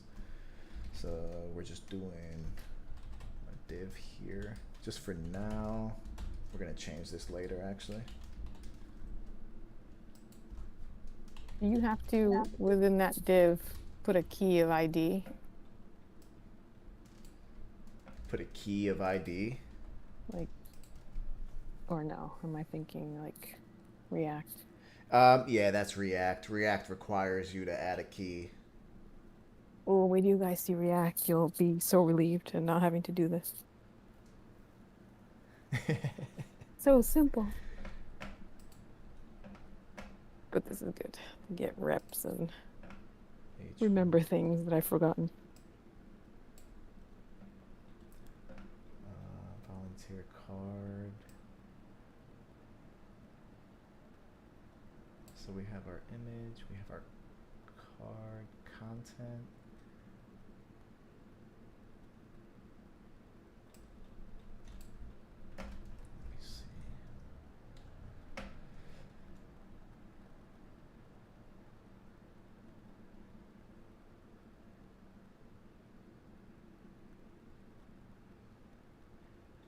Image name, location, description, volunteer card, pen child content. I don't know what styling you gave like to that for that card, but like I just gave like H1, H2, H3. I'm not sure if that's right. I think you're the one that styled this card, aren't you? No, I think it was Angel. Oh, okay. Yeah, this is basically what we got here. So, boom. And yeah, so we have our content. Our content contains our name, location, description, image, and then, all right, cool. And so at the end of this, let me go ahead and delete all of this stuff here. So at the end of this, when this is done executing, we're going to have an array containing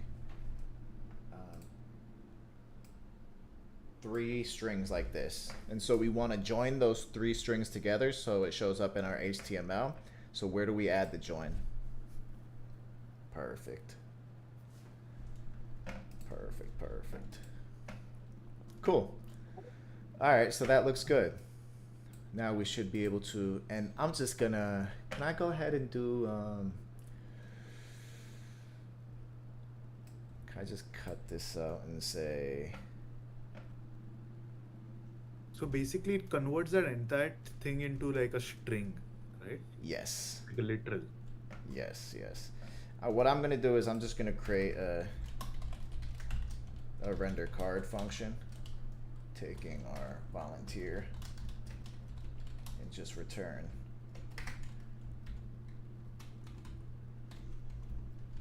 this. So vol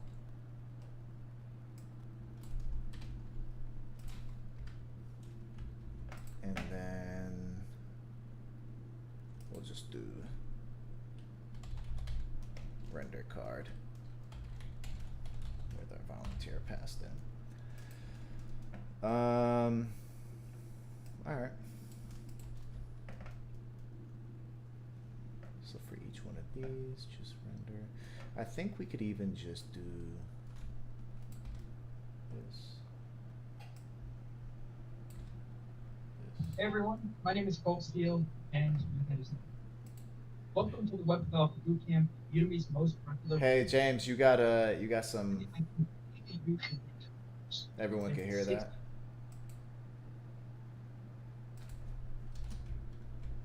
There we go. So this should return just all of this without. That should work. We'll try it out.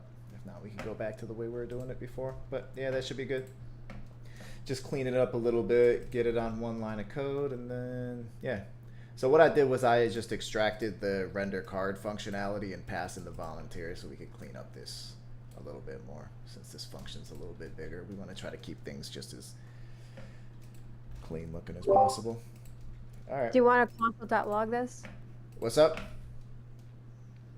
I know I was just saying, do you want to console.log this, but I don't think that makes sense.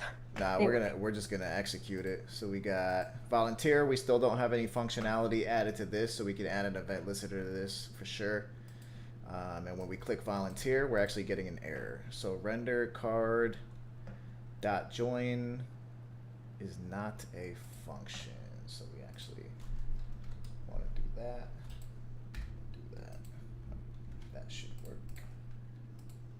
Cool. There we go. Cool. So the styles I think are little volunteer card. Is that what it was? Let me see. Volunteer card. Image content, name, location, description. Image, content. Oh, here we go. We just need to. I'm just gonna add these because we got a couple minutes left, so just want to make sure. So we have name, location, description. Cool. Let's try this again. All right. Boom. All right. So we.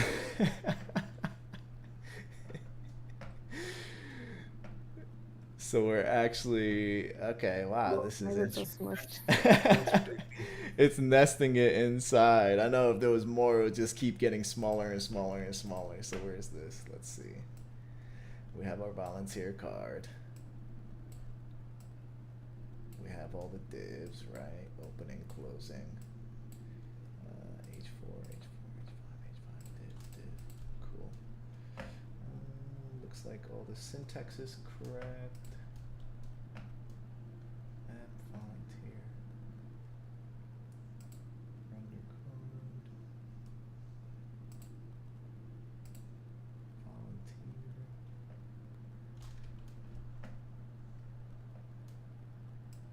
Search results. Let me look at this here. volunteer search page, search results, volunteer card. So our volunteer card closes here. We have our image.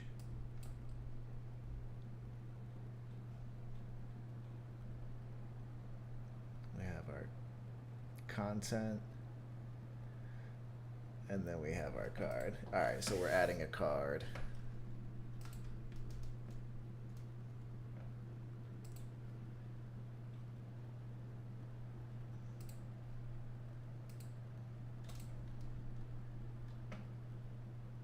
Volunteer card.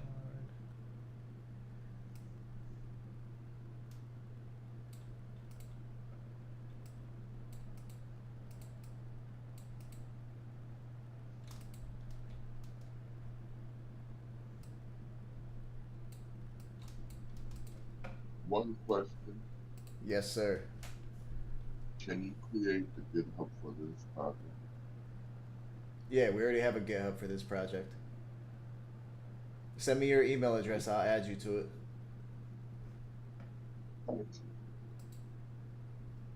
Put it in direct message. Sounds good.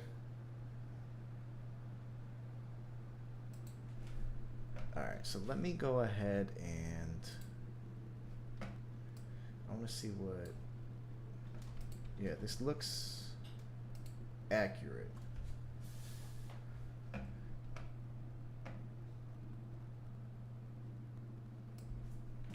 me just. What's up? No, I got confused. I was like just going through it and seeing. Would it be like some styling we need to add or something? No, because the next card is actually nested inside of the card. And so what's happening here is, if you look here, so basically we have our search results, starts and ends here. And then we have our volunteer card. So this is our first card. It's actually only ever rendering our first card. And then our first card ends here. And then inside our card, we have our image, we have our content, and then we have our next card. So our next card is actually rendering inside of our card. And you can see. Probably. Was it because you did the join?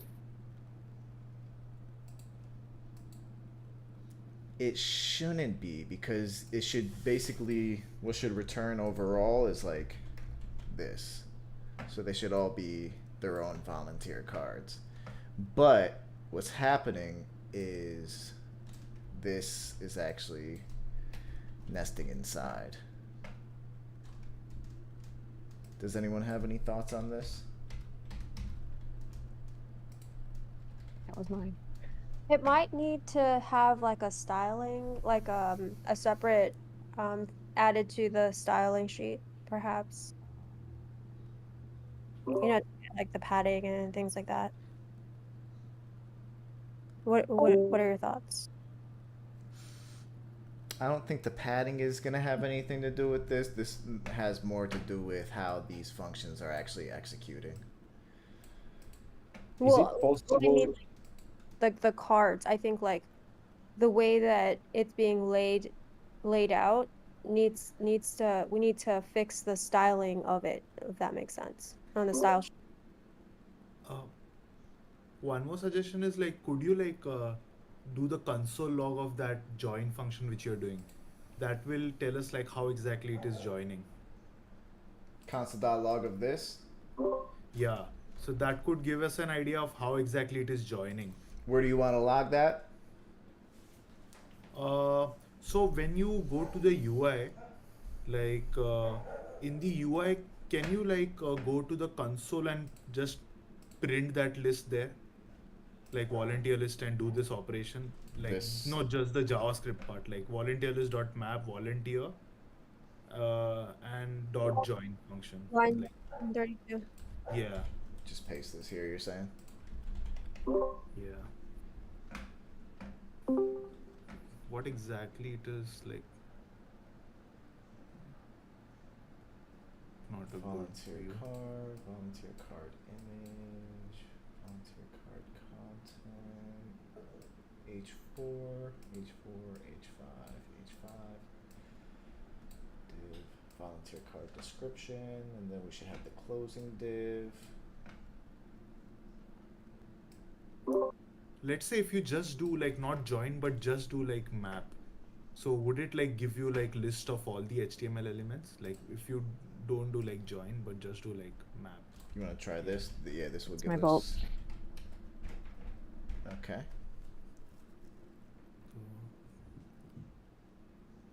So Let's open this up. So we have 3 elements here, right? yeah. And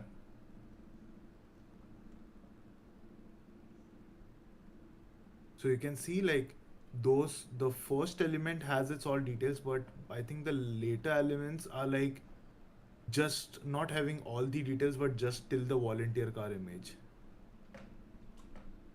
And the opening div. Yeah.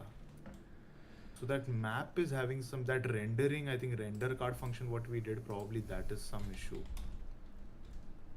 Yeah, no. It's not the join issue. Let's see. Let me go back to rendering this the way that we were before.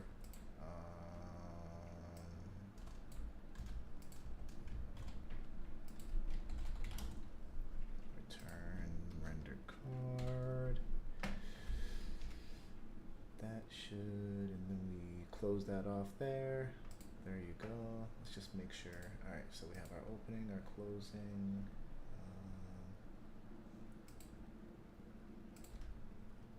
That there. So volunteer list.map. We have our map function. We have our callback. This should return a card for each one. And yeah, so this should return. So render card is just returning a template literal, and I don't see any, it could be a typo in here somewhere. I don't see any typos. Everything looks good. We have our div, all the brackets, closing div.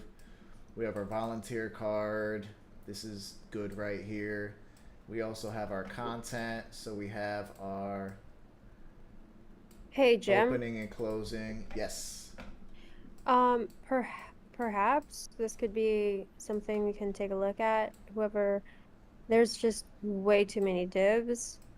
You know, with this, I guess whoever did that HTML, confusing things, especially Oh, when, there we go. yeah, Cool. All right. it's yeah. not flex. maybe? Nah, it was just trying to do the pull it all to one line. So I just brought it back to multiple lines, and we don't have any issues there. Yeah, for some reason, that's interesting. I'm gonna look into that. For some reason, if you put it all on one line and you just return render card, it actually renders a new card before starting the next iteration of the map, which is interesting. When you did put in them in the one line, you were not returning it, right? Would that be an issue? No, because if you have it on the same line, it automatically returns. That's the thing. Yeah, Yeah. so if let me try that one more time just to make sure I could recreate this. Yeah, so let's try this. Oh, there must have been a typo then here, because it's working now. There must have been just like, it was probably just like something super dumb, like a parenthesis was in the wrong place or something. Let me see. Yeah. Yeah, it must have just been like a small dumb typo. Can you like try one more thing? Yes. In that join function, like that, there's an empty string dot join, right? So, the dot. Okay, let me do it. Yeah, I don't know why I was. So, like, I just want to try this. If, like, I think it's right, correct? Joined by a break. Yeah. Does it like give like A little a space. space in between when you? Yeah, Oh, okay. Yeah. Now I'm okay. Fine. that works. That's cool. Typically, I'd add a little margin to the bottom of the card, but Yeah. break is cool too. Yeah, that's good. Nice. All right, The cool. footer like need to be at the clear bottom, right? Yeah, so we'll do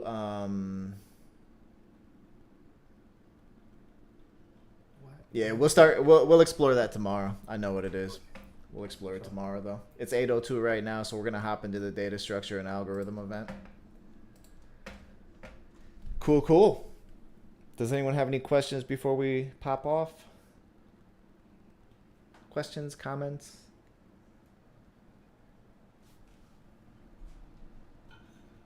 Yeah, I just posted one link. I think they're like I'm not sure if that is a good link, but something which explains like how to use map filter functions at with the template literal.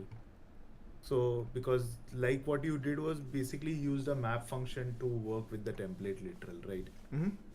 So something like that we could also use like other functions like reduce and filter as well, right? Yep.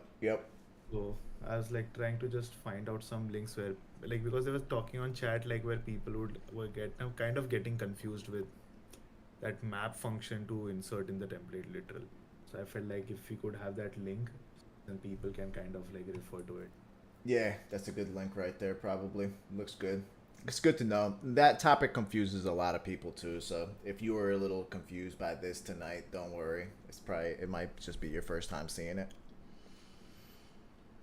Yeah, it's got to me a few times Yeah, to for- understand map. Yeah. For me, this is definitely new. Cool, that's good. Cool. Alrighty. If you're joining the data structure algorithm, I'll see you in just a minute in the other chat. Feel free to reach out to me anytime, y'all. Bye. Bye.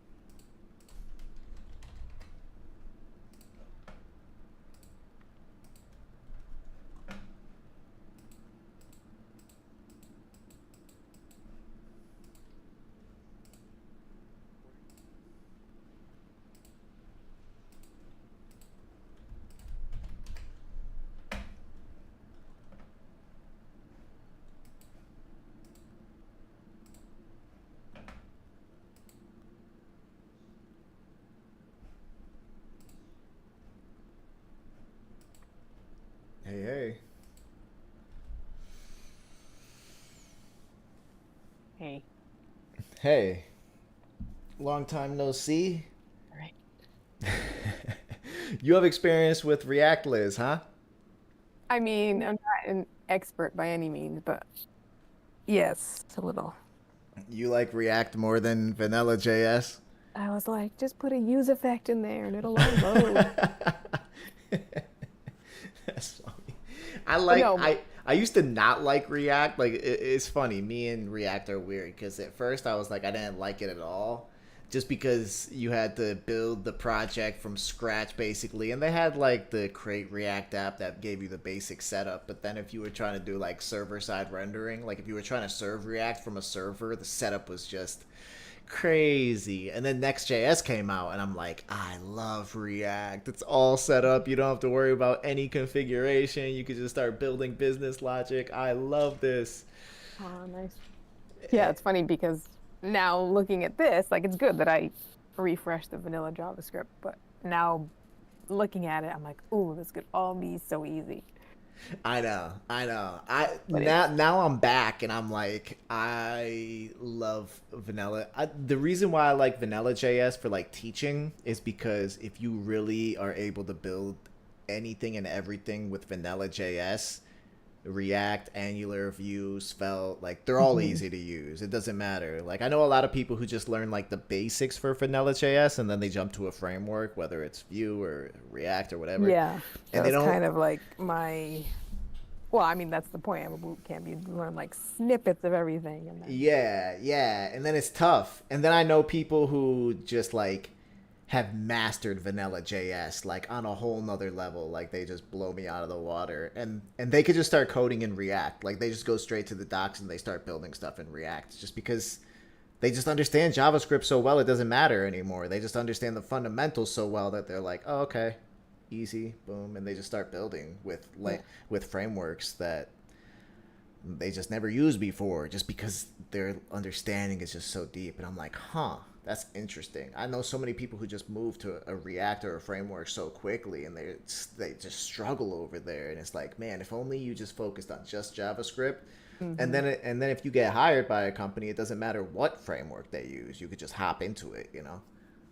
yeah. What's up, Daniel? Everything's good. I was doing the algorithms. Bro, you sound way better. Thank you. Yeah, I think things are improving finally. Oh yeah, a couple days ago you sounded like you just needed sleep and nothing else. Yeah. Yeah, my mother-in-law came by and she helped a little bit. So that was good. Nice. All right, well, let's get into it. I actually didn't have any time to do any of these, but I do want to take a look at. I think I have like a super simple. I just like took a look at them. I didn't start thinking about the mediums at all, but the easy one, I think there's like a super simple solution for that one, honestly. I'll pull it up and then we could go over them. I did two. So I had two solutions for the easy one and one solution for the medium. Okay, cool. My one for the easy works with two of the test cases, but not one of them. All right, cool. That'll be exciting to see. Mm. All right. So, am I sharing? No. Let me go ahead and share my screen. All right. So, here we go. All right. So the first one is a number after a double reversal. So reversing an integer means to reverse all its digits. For example, reversing 2, 0, 2, 1 gives you 1, 2, 0, 2. Reversing 1, 2, 3, 0, 0 gives 3, 2, 1. And the leading zeros are not retained. That's like a key point right there. Given an integer num, reverse num to get reversed 1, then reverse reversed 1 to get reversed 2. Return true if reverse 2 equals num, otherwise return false. So with the first example, we have 526. It's true. You reverse the number to get 625, then reverse 625 to get 526, which equals num. Example 2, num equals 1800. So it's false. You return the reverse of num. You get 81 because you remove the zeros, and then reverse 81 to get 18, and 18 is definitely different than 1800. And then the last one is num equals 0. It's true. You reverse num to get 0, then reverse 0 to get 0, which equals num. So the number is going to be anywhere from 0 to a million, I think. 10 to the 6. So I have an idea of like something super simple that would work, but I'll open it up to y'all first if anyone else wants to share. I can do it, but if someone else wants to do it first, let me know. I can do my broken one. Cool. Yeah, sure. Go ahead. Yeah, give it a shot. So the cutting off the zeros is what's not happening. So Okay. that'll be interesting. Bear with me because sharing screen on Discord, I'm not super experienced. All good. Just look at Jim's screen. You see the green icon, bottom Oh, bottom Where? left. I Yeah. think maybe I have. Hold on a second. Yeah, right there. It's showing you. Nice. oh, I'll stop sharing. Cool. Hold on, I don't know where I am. There I am. Nice, Can you nice. zoom in a little bit? Now you're asking a lot, Daniel. I don't know how to do that. I don't know if you use Mac or Windows, but it's usually like Control plus. What's it on a Mac? Aditya? I don't know. It's Command plus. Man, Wherever, like you want to maximize, right? I want to zoom in. Yeah. So just click on that screen and then press Command and plus. Yeah. Nice. It's better? going in. Keep on doing it. It will keep Okay. on going.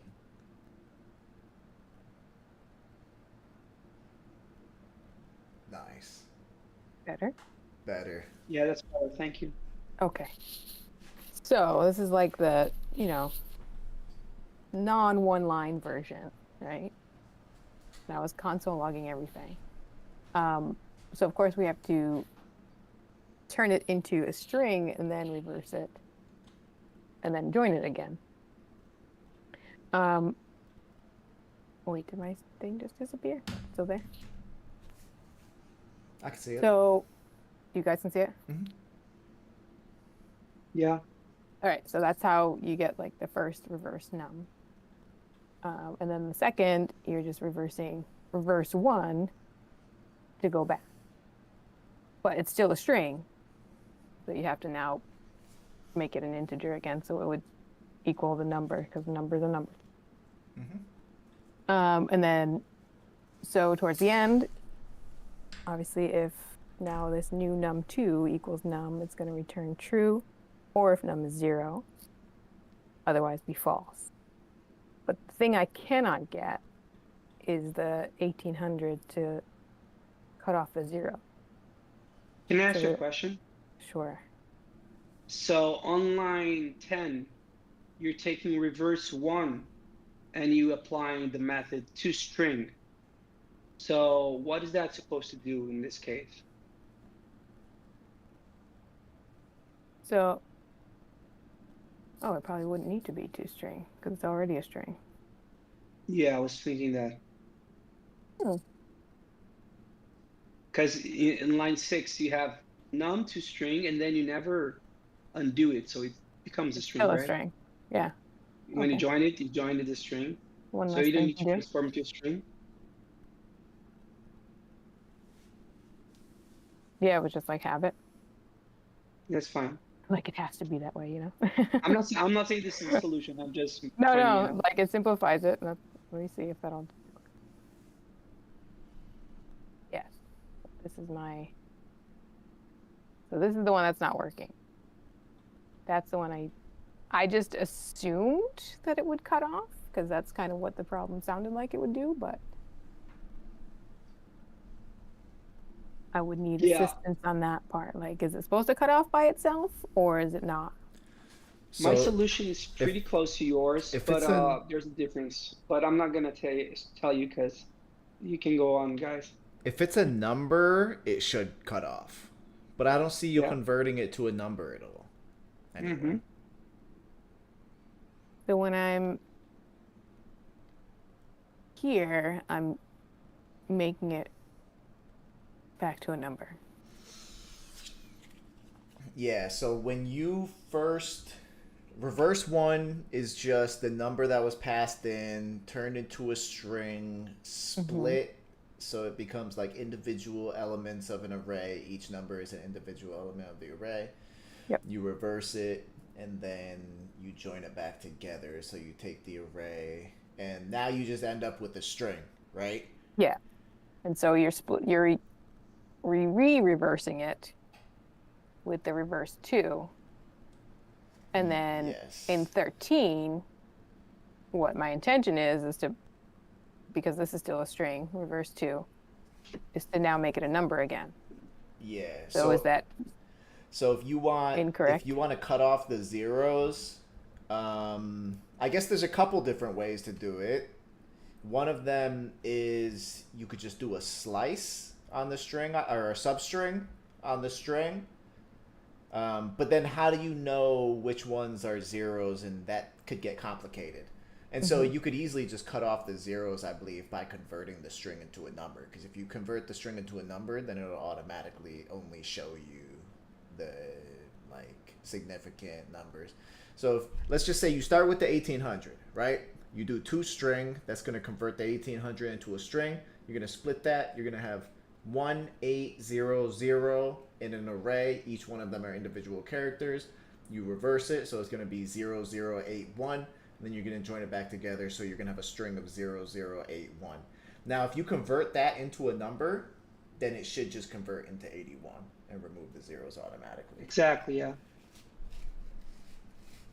So before, 'Cause- and then if you wanted to reverse it again, then you would just convert it back into a string before you do before you create reverse 2. I guess that's one way. There's like a bunch of different ways to do it, but that's one way.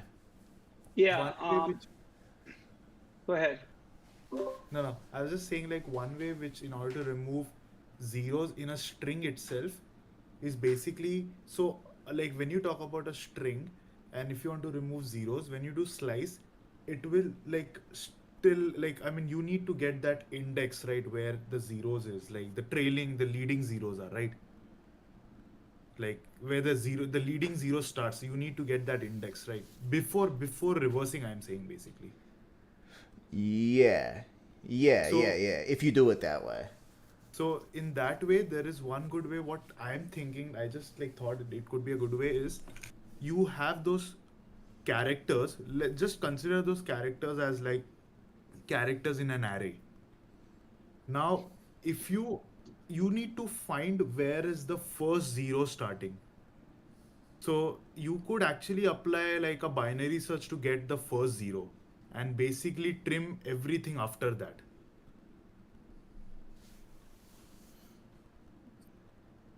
Alright. Where the first zero is starting. Yeah, in that array of characters. So because like if you are using basically trying to remove all the zeros, the leading zeros, it could actually go like O of n to just remove the zeros if you work with the string. All right, Because you so don't. we'll let her stick with this solution here instead of like taking time to totally turn this into a different solution. But do you, Liz, I want you to think about this one here because you can easily, after line 6, and you have reverse 1, you have that string. You could just do like there's a number object. I'm gonna go ahead and type it in the chat. You could literally do something like this. And then Aditya, I'd like to see that solution. I Yeah. didn't solve it. I haven't solved it, but like I just thought about it. I couldn't solve the problems. I just solved the medium one just now, but I didn't do the easy one. So But yeah, basically the idea, Liz, is that you have a number, like you have like that, 1800, right? You have 1800, and then you split it, and you reverse it, right? And then you join, and now you have 0018, right? Or 81 or 81, yeah, 0081. But the problem is that that's still a string. So how you move those zeros is by doing exactly what Jimmy told you. Like you gotta, before you do the second reverse with the Reversal. second split, Hmm. you transform it to a number. So could do something like So you first convert the reverse 1 back into a number. yeah, the first one has to be a number to remove the zeros, and then you can transform it into a string again So here's, I just later. posted 2 different ways you could do that. You could do it Yeah. with the number and Oh, string okay. objects, or you could do it with those methods there. But those two blocks of code are literally the same exact thing. Yeah. So when I Which get if on they're 13, I would have to do. regardless of line 13, if you just put one of these blocks of code just before line 10, like in between line Yeah. 6 and 10, then that should fix everything. Okay. So you go ahead and give that a shot. Go ahead and try to fine tune that. And then does anyone else have solution 1 that they would like to share? Yeah, I have one that's pretty similar to What's going yours. on? What's going on, Priyanka? I saw that you just popped in here. Feel free to unmute and say hey. Hello. Sorry, I was late to this and very excited to be a part of this chat. I'm just kind of catching up and seeing what everyone's doing. I just saw the list of problems for the day and I'm just trying to catch up. Cool, cool. But yeah. Welcome. Yeah, feel free to just hang Thank you. out and check out the solutions tonight that everyone else has, and then I post 4 problems every morning, Monday through Thursday, and then we basically Awesome. we meet at 8 p.m. Eastern Standard Time and share solutions. Awesome. I'd love to take part. Yeah, welcome. Thank you. All right, Daniel, you have one? Yeah, sure. I have 2 solutions actually, but they're pretty similar. But I would love to have the input from the more senior developers on which one is the best one. So the first solution is pretty similar to Liz, but what I did was I did the string thing, like I get a number, right? Then I transform this number into a string. I should have used pseudocode and stuff, but I thought it was pretty straightforward. So basically, num is a number. I transform it into a string. I split it, so now it's an array.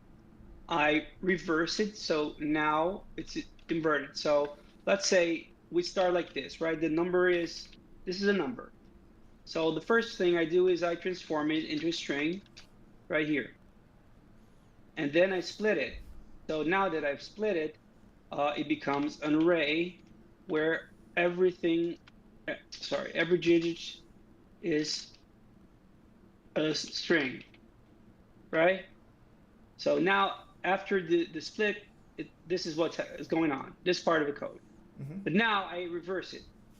So since I reverse it, it becomes like this, right? Yeah. And then I join it, and then becomes the string. Yeah. So after all this operation here, it becomes a string. And here, what I think where Liz solution was almost there is that she didn't convert it to a number, because had she converted to a number, they would do this. Because they don't show the leading zeros. There's no reason for that, so they just eliminate it. So after everything is done, reversed 1 is this. Reversed 1 is this, and this is a number, right? So, okay, sure. Now I got a number. So what I did was I get reverse 1, which is a number. So let's do reverse 2 here. Reverse 2. So reverse 2 is a number. I transform it to a string, so it becomes 81. I split it. So as we know, when you split it, it becomes an array like this. I reverse it, so it does like this, and I join it, so it becomes like this. But then after that, after all this operation here, there's this number thing again, and I transform it into a number. So now number. So those are the 2 numbers I get, right? Reverse 1, reverse 2. But we don't want to we don't want to compare this to this because it's gonna be true. We want to compare the original number, which is I believe it's like this, right? Mm-hmm. And we want to check if this number is the same as this number inverted. So we know this is not true because num is not equal to reverse 2 because 1800 is not equal to 18. So it's going to return, it's just, since this is a statement, it's going to return false. So that's how I did it for my first solution. And we can check, sorry, let's see here, okay. Okay, because, yeah, it's correct, I think, but I think I'm doing something here.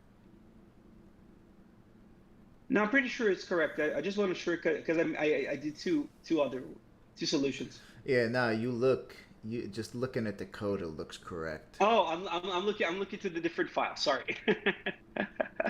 I'm so sorry. I'm looking to different file. The medium problem. Yeah, true, false, true. This is for this function here, and the second function returns true, false, true, for the same stuff, right? Yeah. So yeah. So yeah, this is the first solution. It's pretty much the same as Liz.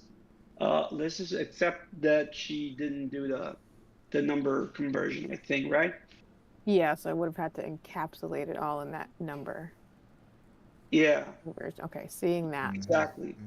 Because what he did was you send this to be reversed and then transformed to a number, you know. Yep. That's why I think. So okay, so this is the first solution. The second solution, I do the same thing here in a way, but I get the reversed string. Basically, this is the number I transform to a string. I split it and I reverse it. So now we actually have an array here. So, but let's say the number is, again, this is a number, and I reverse it, so it's gonna be 0,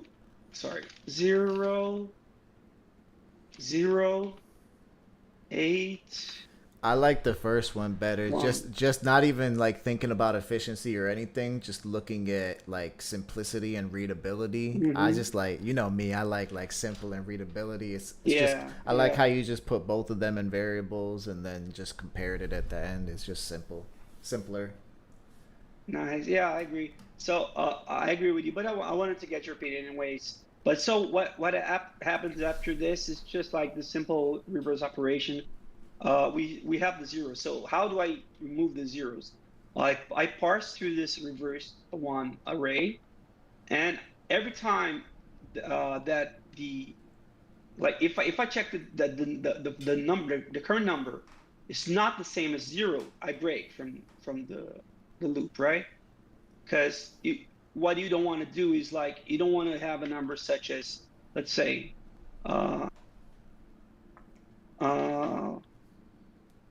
you don't want to have a number like this, and then it becomes this, right?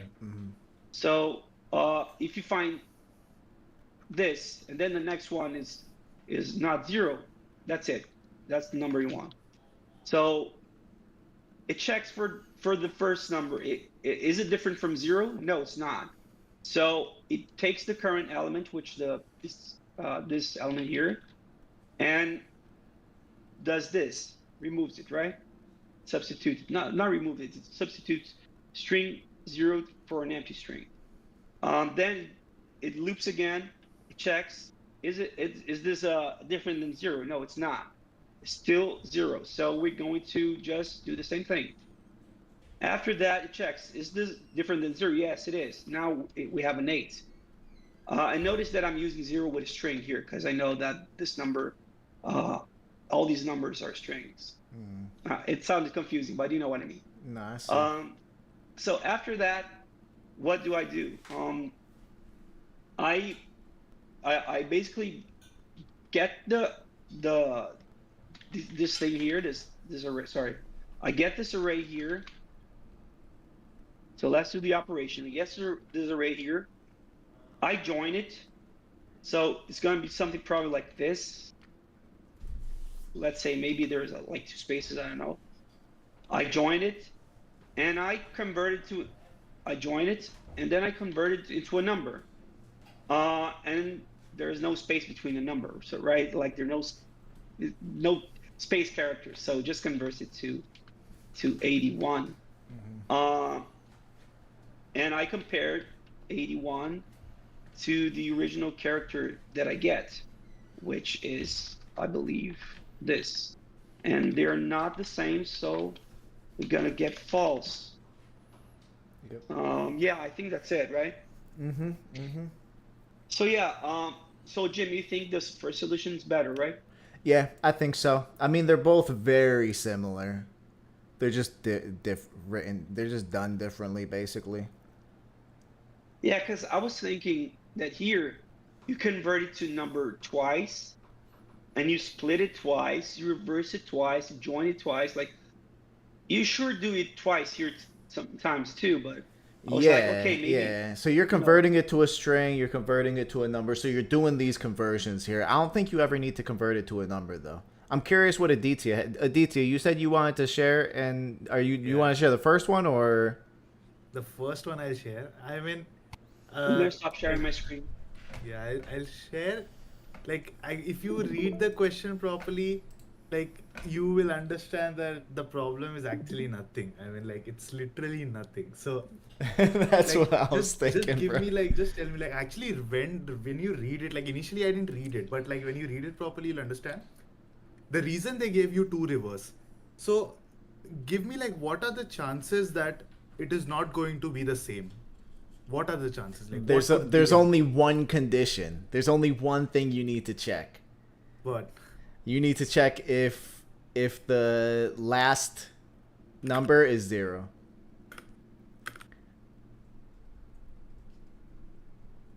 Oh God, you're so right. Yeah. Yeah, I saw that in the solutions, but break it down, Aditya. Oh my, There's that nothing- was beautiful. Break it There's down. nothing Give us a like- couple I'm- examples. Just show us why. Yeah. So Yeah, okay. this example, like, you can understand, like, you could say like, because the reason they give you 2 rivers is you are sure that if there is something like a noise or something like zeros, only then it won't give you the same result. Otherwise, like, choose any values, it will give you the same result because you're reversing like 5 to 6 to 6 to 5 again 5 to 6. So it has to be the same. So you just need to eliminate those factors which will not give you right results, and there is only one factor, which is the trailing zeros. Now there was one case, they even gave that case as well, where if num is equal to 0, then you have to return true because only there is 1 0. So you just need to add that. So they have given everything in the example only. Yeah, exactly. That's what I was like. I thought of a couple examples in my head. Like, all right, well, what if I have like 1800008 and the last one is an 8? Then it's gonna be the same. The only time it's Yeah. ever gonna be different is if the last number is a 0. Yeah. Yeah, like if the number ends with 0, that's it. Yeah, exactly. It's weird because it's so obvious in hindsight, but at the I time know. you just don't think of it because you're used to just solving the problem without, like, I see a problem, I have my tools, and I think, okay, I'm gonna use the tools that I have instead of like thinking deeply about the problem and seeing if there's a pattern or something obvious like that. But yeah, that was great, man. You say no more. You're hired. You start tomorrow. So one thing which I'll tell you, like, when those kind of situation occur, which I have noticed, when a problem asks you to give the entire reverse string, and there are some problems they'll ask you to give the entire reverse string, like, give me the entire, like, reverse it once and give me the entire string. So in that case, you have to think about doing the reverse, actual reverse. But when they don't ask you, that means there is something hidden logic. That's the reason they are not asking you to return the entire string, but only like a true or false or like an integer or a count. There's a reason they ask you. So in that case, it's kind of like it not like always possible, but there are high chances that you might not have to reverse the string because they are not asking you to return the exact string as a result. They're asking you the true or false. So there might be some hint, that's the reason they're asking it. So that's one good way of understanding whether you want to actually reverse anything or like do the complete operation, or just like somehow find a way to avoid doing that operation and just get the result.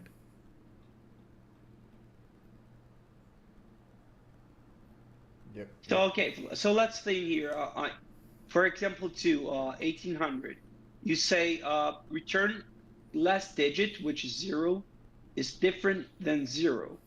That is false. Or number is equal to 0. That is true. So you know, you return false first, of course. Yeah. So Okay. let's say there's a problem where they ask you to return the reverse of this number. In that case, what you did, you had to do that reverse string and all the stuff, because you need to remove the trailing zeros, because Yeah. reverse of 1800 will be 18, not 0018. Mm-hmm. So in Yeah, I that case, was. thinking about like reversing the string matters. But if they are not asking, that means there is some catch. So that's how lead code work. They do whatever things. That's what I've noticed, that whatever they ask you, there is some kind of hidden agenda behind it, that they expect you to do something in some other way, Mm-hmm. not like the conventional way. Yeah, I just posted a book in the chat, Daniel, too. I don't know if you're interested in this sort of thing, but if Yeah, you showed me this once. bro, a lot of people are just like, this stuff is dry, but I'm telling you right now, if you're interested in data structure algorithm, like actually proving that a solution is valid, and it starts off easy and then it gets harder and harder and harder. You'll like it though. I'll get to that one day. One day, I know. Yeah, like when I'm done doing some hard lead code problems, I might be able to get to that. It'll just teach you to think about problems in general differently, and thinking about them not only from one angle, but thinking about them from like every angle possible, and then Yeah. kind of like seeing patterns or finding hidden solutions, sort of thing. But yeah, cool. All right, does anyone have the medium one? I do. All right, let's see. I honestly, I struggled a lot with that one, but I was able to do it finally. I thought, okay, there's something about set that helps with this problem. Yeah, But yeah. I can present later then.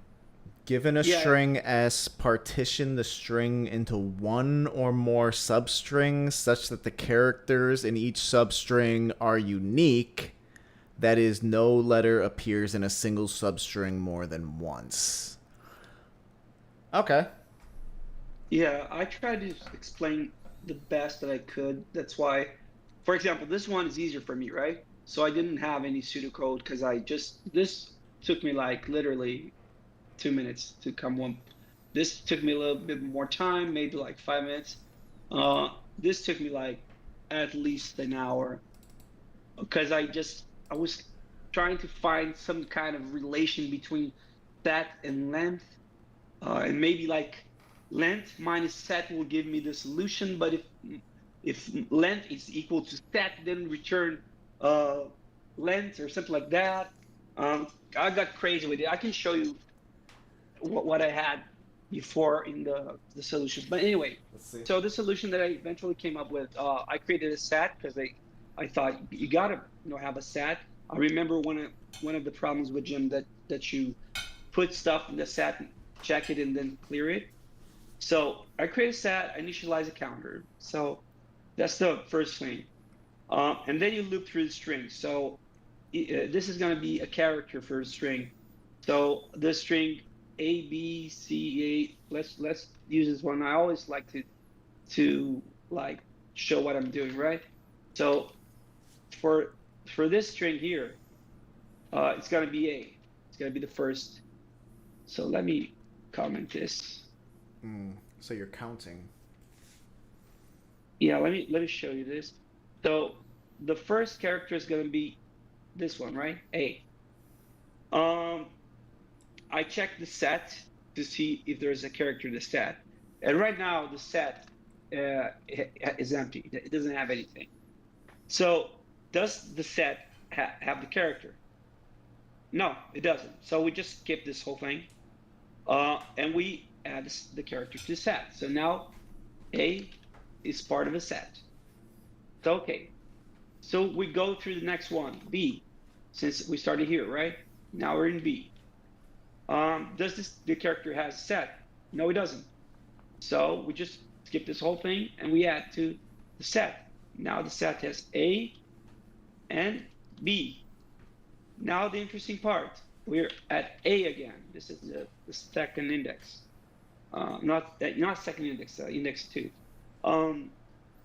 Do we have this set, this character in the set? Yes, we do. So if set has current character, increase count because you found a substring. What we mean by that is that we have a substring AB, and we don't want to have ABA because we want unique characters. So we found a substring which happens to be, so say substring AB, and then yeah, like I said, substring AB when current character is A. I increase the count, so now the count is 1. But the thing is, we have this, but we want to be able to create to find new substrings that use these characters that previously appeared in the first substring, right? So we clear the set, and now the set is empty. So this is the first substring we found. I'll put it here because I think it's going to be easier to realize. So 1 substring, count 1.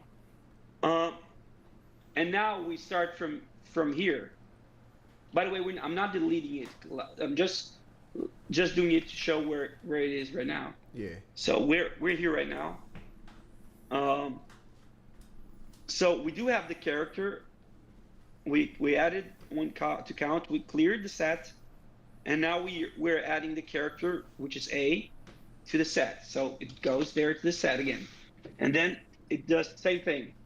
So what is the next one? C. Okay, do we have this character? No, we don't. So we add it. We're adding C here. I'm sorry if it's kind of slow. That's how I like to explain things. No, you're good. So we have C. So now what's the next string? It's A. Do we have A? Yes, we do. Check here. Set. We have A. So we add 1 to the count. So now we have another substring, AC. We clear the set, right? And we add the C to the set. C. And the next one, so AC, and the next one's going to be A. So we check, do we have A? No, we don't. So we add A here. And then we do it again. Do we have B? No, we don't. So we add B. Yeah, it takes forever, sorry. No, you're good, man. And so right now we check again for A. Do we have A? Yes, we have A. So we increase the count, and there's a substring CAB. Yeah, I believe so. So that would be kind of it, right? Yeah. Okay, yeah. So we're done with it. We include the count. We clear the set, and we include the next the last character here, the char, which happens to be B. So what's going on here is we have Yeah, am I wrong here? Because I think I'm missing something. Because I'm giving you 3, but it should be 4. Because there's something. Because this is remaining or something. Hmm. What if Yeah. it's the last character? What if it's the last character? So let's Yeah. check Because that. So add +1 to the final result. I think you might have to add +1 to the final result, probably. yeah. Because what I realized, and that's what I'm gonna show you why I came to this conclusion here. I'm gonna delete this, and everything I tried, it just came short 1. Like it was like, wait, 3. This is 5. It should be 6. So I knew it should be 1. So I could either do that, I think. But what I thought was, okay, uh, maybe the substring is still in the set, and that's why we need to count it. So if the set size is positive, you know, we add 1. Otherwise, we don't add anything. But I don't know if it's always going to be the case. That's why I did it this way. But if it's always going to be the case, you could just do this, right? Because like the last character is always going to be substring or something. So, but I'm not sure if I slice things correctly here. Not always though. Uh, It's only gonna be a substring. Yeah, because if the last 3 characters are CAB, then the last character is not going to be its own substring. But if it's CABB, then yeah, the last character is a substring. yeah, but the solution is 4, right? Mm-hmm. That's correct. Anyway, that's what I did. I actually got to this problem where I was getting this, and I was like, what the hell? I'm missing 1. And then I thought, okay, I did the whole process in my mind and said, okay, maybe the substring is still in the set. I don't know Are if you I'm one right or not. short? Are you one short on every one? On every one that I tried, like I tried these 3, and it worked for the first solution that I had, and then I ran it on LeetCode, and it showed me that okay, this string doesn't work for the solution you have. So I started working again with these 4 solutions. I came up with a new solution, which satisfied this, except it was short of 1. You said you're getting Like 3 this on was the first one though, right? Yeah, 3, 5, yeah 0, 3. yeah exactly. Here is the correct solution. Here is the wrong solution that I was getting first. That's why I thought, okay, I need to add something to count. So where can you just initialize count as 1? I guess so. Because if Do there's you think it's gonna work? if there's a definitely a character, then Okay. when you encounter your first double, then that's 2 strings, not just 1. Okay, let's test your theory then. Let me go to the problems of the day. This one. So we just do it directly. So yeah, I'm gonna delete this part, right? Because it's probably not necessary. You mean doing this, right? Try it. So let's first run the test. It works. I'm gonna be so pissed. Yeah. Jesus, why do I do things always the hard way? Like Aditya is like, just add 1. And then Jim's like, you can initialize it as 1. And I'm like, baby, there's a substring. They're still there in the set. No. Anyway, Yeah. I knew that, like, because I had faced that issue where I think it was when you print the values, then you understand that it is like either Yeah. like it's missing, like the way you're doing it, either you're using set, so it would be like not considering the first letter, or else it's basically missing the last letter. yeah. Yeah, because the first time you encounter a repeat in the set, that's your second substring. Yeah. You're right. You're- encountering your second Oh substring. yeah, you're absolutely right. Because so exactly like I'm not taking into account the first one. Like I add 1, but there should already be 1 because I'm not considering the first substring. You're absolutely right. Wow, I didn't think of that. This is a good Anyway. solution though. This is nice. This is This a is what nice I had this is a before. nice use of sets. This works for the. I'm gonna show it's silly SL, but I'm gonna show you what I was trying to do first. Like, let's do like partition string 2, and then like 2, 2, 2, 2. And that's how I knew, like, oh God. So as you can see, 4, 6, 1. That's perfect, right? And then I run into lead code and hey, it's wrong. You're expecting 6. 4, you got 6, and I was like, Yeah. hell. I was trying to find some kind of pattern, and I mean the easy problem where there was a pattern, I didn't look for it, and this one where I thought I saw a pattern, there wasn't really a pattern. It was a little bit more complicated. It was like I can't win with this, you know. Well, we've used something like this for algorithms in the past, so I see why you Yeah. Yeah. Did anyone else solve? Anyway, Did anyone else solve number 2? thanks for the feedback. Yeah. That's clean. That's a good solution. If you got rid of all the comments, that's like a nice clean solution Yeah. too. It's very clear what's Thanks. going on. I'm gonna do that. I'm gonna I did- stop. I can show. Thank you. What's up? I did the problem, but I basically like tried to do it like I did it in 2 different ways. So one way is like this. I think the one which I'm sharing is kind of optimized one. So if you guys are able to see this thing, yeah. Mm-hmm. So if I go like showing you the example, so I have like an index and I have like a start pointer, which will be basically my, you could say like the start of my string, like substring.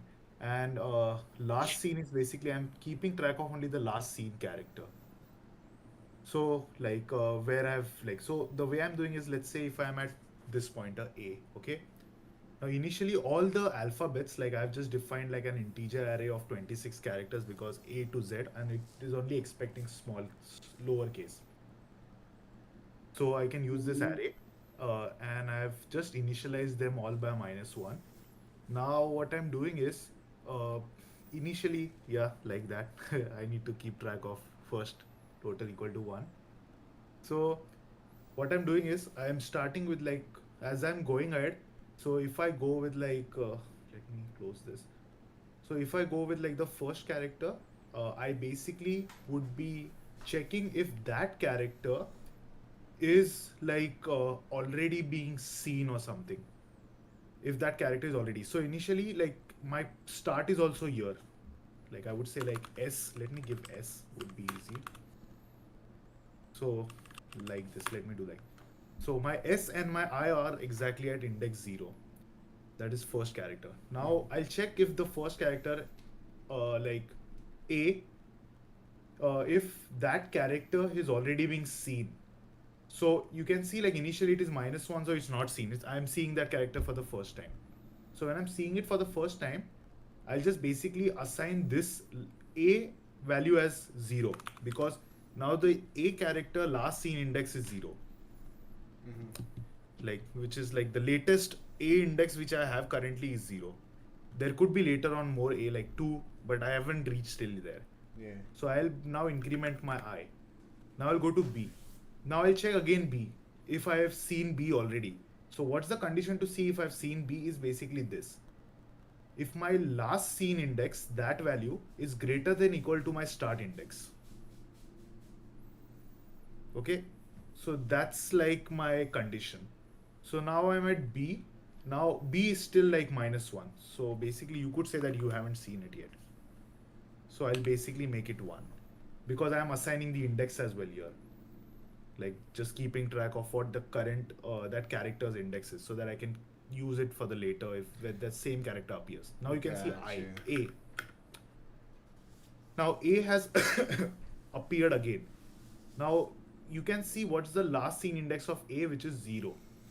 Now my S also has value 0 because it has 0th index. Now you can see that, okay, now my A has again appeared, and which is greater than equal to start. So what I'm going to do is, now I have got my first substring, which is A to B. So that's my first substring. So what I'm going to do is I'm going to increase my total value, and I'm basically going to then just append my S to I, like just initialize my S with I. So I'm just directly jumping here. And my count will basically be count equal to 2 here. So now again the same process. I will keep these values. Now A, what's the last seen index is going to be 2. Now again, it's keeping track of if that index is again appearing. So what you did with set, I'm basically just doing it with last index.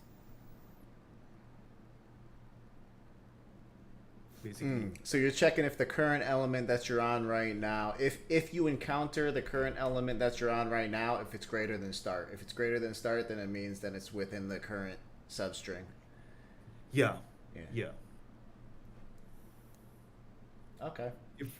So that's one way. Other way is like I tried it with I was just trying with Python. So in this I actually use this frequency array. So like this same only like this, but it's not last index. It's basically the frequency. So I am basically using INJ. So this is a bit tiring actually. Shouldn't, but yeah. So what I'm doing is, when it's A, I'm going to I'm basically, as I've encountered A, I'm making its count as 1. Others will be 0 initially, the count. Now, when I'm moving B, I'm increasing the count 1 because B wasn't before appeared. Now, when I go again A, I can see the A count is 1. That means there is a second A which is appearing. So in that case, that would be my first substring. So now in this, I think I was adding 1 at the end, but yeah. So this would be my first substring. Now, when I'll go ahead, now for this J to come to I, now I can directly put this J to I, but the problem is I need to reduce the frequencies of all these letters. So one way is to basically directly initialize this frequency back to all value zeros. And the other way is just keep on incrementing J and keep on decrementing that character value, basically. Was that clear? Yeah, makes sense. Yeah, just the thing that I was asking, because my solution that after you guys gave me feedback, I started with count 1, or you could also start with count 0 and then return count plus 1. And yours starts with 0 and returns. I was messing up with my code for some reason. Let me show you what was my previous code. Okay. I was actually, I think I am returning yeah, this was my previous. Okay, it started at 1. No, not okay. this one. Where the hell? I've tried also, which is the Python one? Yeah, count plus 1. Okay. I'm still doing that. Yeah, so basically you have a frequency map, right? Yeah. And you check whenever you see a repeat, you add 1 to counter, right? Yeah. Whenever I see whenever I see a repeat, so what I'm doing is, you can see here, I'm checking if the current frequency is equal to 1. Means if before adding the current character frequency, I'm checking if that character is already 1. If it is already 1, that means it is already visited once. It is still there. Okay. The substring. So if it is there, I'm just adding 1 because I need to still add because for the next substring, and then I'm increasing the count, and then I'm basically incrementing the J as well, the start pointer, and I'm basically also decrementing that J value from the frequency as I'm moving ahead. Instead of this entire thing, I could just reinitialize the frequency and then add this frequency of S of J plus equal to 1 for the next substring, that character, because the current character, if this condition satisfied, that current character should not be part of that previous substring. Yeah, just like I did with the set, where I cleared the set, so Correct. Same here. Same. Same. Yeah, okay, I get the idea. Yeah. Nice. Anyone else have it? I know it's 9 right now, but Fernando, did you have anyone you wanted to share? Yeah, I have one solution. Let me. I want to share my screen. think I got speed up. Okay, so for my approach, I use this bit manipulation. So you just use a number to represent your visited letters. In this case, you can set a number for each letter, like in this order. For A, you can set this in the binary representation. You can set as 1. For B, you can set like this 10, and for C, and so on. If like if you trying to like have some visited variable like this, you first start with 0, and when you are going to visit A, so that means A is not set in visited. I love So this you are going to- solution, dude. I love it. Yeah, it's difficult at first because you need to know some a bit. Yeah. I'm going to share the Yeah, page. Don't tell me it uses XOR. Just watch. Just watch. Oh God, I love it though. I share the link where I learned this technique, just in case. So yeah, you have 0 at the start. That means you don't have any letter visited because you are starting. So you are going to start with this one, A. So it's not in the visited. So I'm going to increase my partitions because it's the first letter and it's the first possible partition. So you are going to increase your number of partitions. So after that, you need to visit this letter to avoid having another substring that is not good. So in order to visit it, you need to do this operation. That's going to work on a binary level.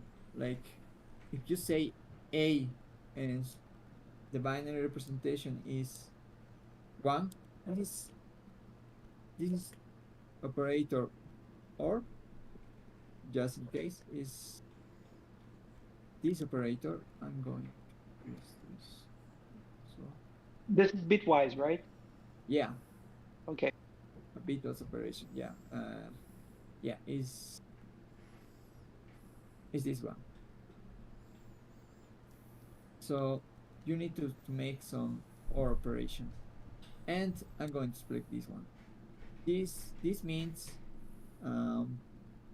move this bit, or move 1 this to the left, this amount of positions, or this amount of numbers, like I mean this amount, like if you say A is going to represent 1, you move that one just 1 position. It's like I just give this the alphabet representation, and the alphabet representation is like you said, even you can start with 0, like going to set this A, B, C, and D. You can set this is going to be 0, this is going to be 1, this is going to be 2, this is going to be 3. So if you try to make this operation like for A, it's like you say I want to move this one, but by just 0 amount. So the result is just 1 in binary representation. I want to move this one just to the left by 1, by this representation on the alphabet. So that means just 1 position, and this is going to left 1 0. It's like you move this one just one position, and the remainder are just 0. C. For C is like you move you move 1 by 2 positions to the left. So that means this operation. And this last one just move 3 positions. So that's going to move 1 to 3 positions. So that means this double left operator is like left shift operator. So that means just move 1 as many positions on this right side. So that means the amount of zeros that you are going to move this one like this. Yeah, I get it. Like for the Yeah. A, like you're saying, get number 1 and move it 0 spaces to the left. Yeah. The second one is get 1 and move 1 space to the left. And so to move it to 1 space to the left, since it's binary, the other number is 0, right? So it becomes 10 and so on and so forth. Yeah. And if you wanna, it's like if you wanna, and the set is like you wanna visit one letter, you just take this representation, this one, and make the sort operation like visited or 1. So that's just mean this operation. So you're going to visit that one. So the answer is just 1. It's like make this also. Okay, But, so and basically helps you to check the characters, because 1 ampersand 1 and 1 will only 1, if it's same only you'll get 1, otherwise you'll get 0. Yeah. And in OR operator, it basically irrespective of whatever it is, it will give you, like, unless both are zeros, it will give you 0, otherwise all will give you 1. So that helps you to basically make it like visited. Yeah, I was going there. If so, if we set this one, our visited is going to be just 1 because of that, and the next letter is going to be B. So we want to check if B is already visited. So as Aditya mentioned, this is just going to convert this visited to binary. It's just 1, and this B is going to be like this 1 and 10. So it's just this representation. And for this one, you already know that you don't have because this operation is going to give you just 0, because you don't have B, and this binary operation is going to give you 0 because there is no matching between these. Sorry, what is the operation with the ampersand again? This is an operation. Yeah, the operation that the operator ampersand. What operation is this? So it's an AND in binary. Yeah, it's AND. So it's only gonna return true if you've encountered the same letter twice, basically. Okay. Yeah. Okay. Yeah, it's the ampersand or AND operator. Yeah, again, it's like if it's 1 1, it's gonna be 1. If it's 10 10, it's gonna be 1. But 1 10 0. Yeah.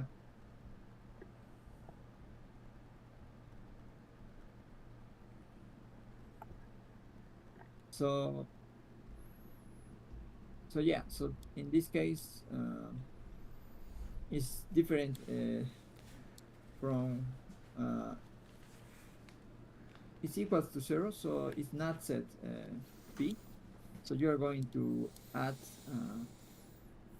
that one into visited. So it's just going to be this 1 or this 10 in binary representation is just going to set to this binary value, because you know that it's similar making this 0 and 1,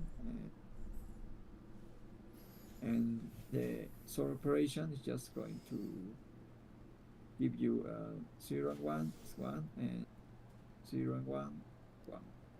Yeah. So yeah, so our visited is going to change to 1 1, and the next letter, like A, if you are going to try to visit 8, and you want to check if A is already on this one, it's just make this operation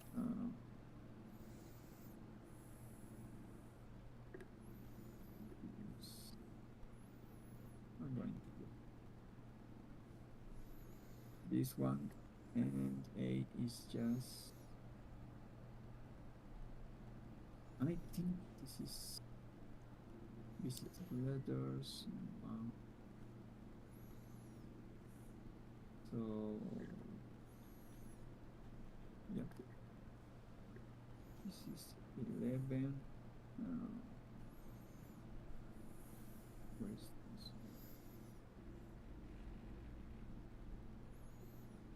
Sorry. So, 1 to 10. Yeah, 1 and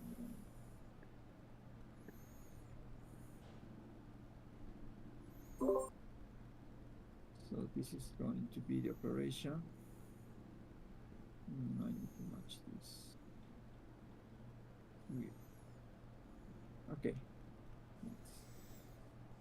So you are going to have the AND operator. It's like and 1.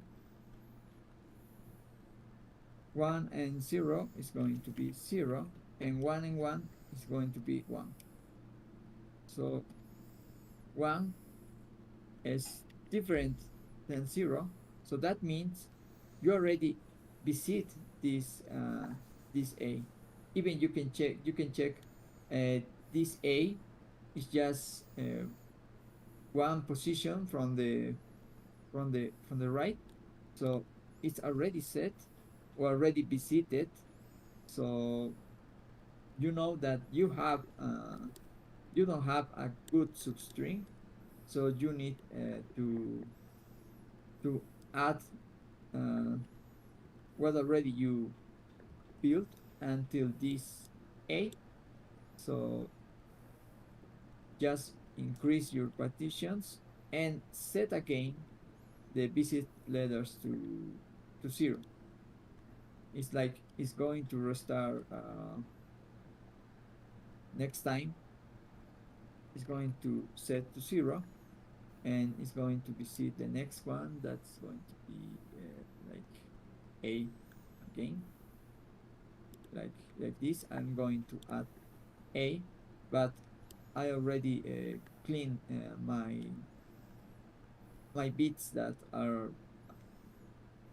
were in these visited letters, so in the binary representation. The clear is just, it's like create a new set, but instead of that you just set this you visited to 0. So you just you are just using one integer to make this the whole operations to check and add. So that's the good thing of bit manipulation. And you just can use this technique as long as you have this rule. Two, I mean, how big is going to be your integer? Is going to be like 2 power of 25, I think, because I'm just saying that is going to be to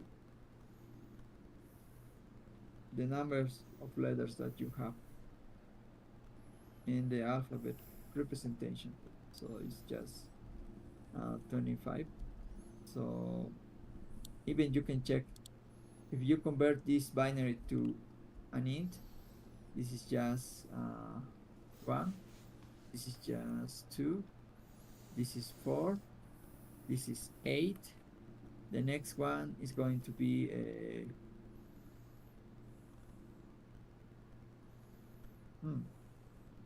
16. The next one 32, and so on.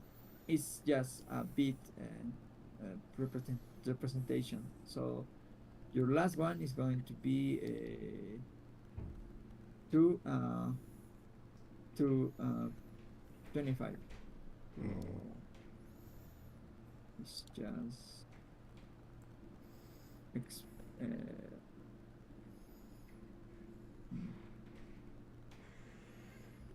like this. The caret is on the number 6 too. Just so you know, I think that's what you were trying to do, right? The arrow up, it's on the 6. On the 6 key on your keyboard, on the 6, there's an arrow up. I think you were trying to do that, right? Yeah, the caret. 2 with the caret. I'll just post it in the chat.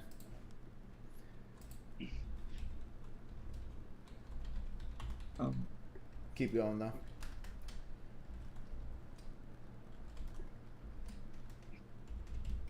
Like that. Oh yeah, yeah. I'm just trying to figure out what key is 6 on the 6. Yep. Yeah. Oh, yeah. What's the number 6? Cool. And yeah, then, so what is that number? That number it's not too big. You don't have to use a big int or anything. It's like if you have, it works because you have just 25 elements. So like you say, you are going, your number needs to contain these bits. So it's at the end needs to be like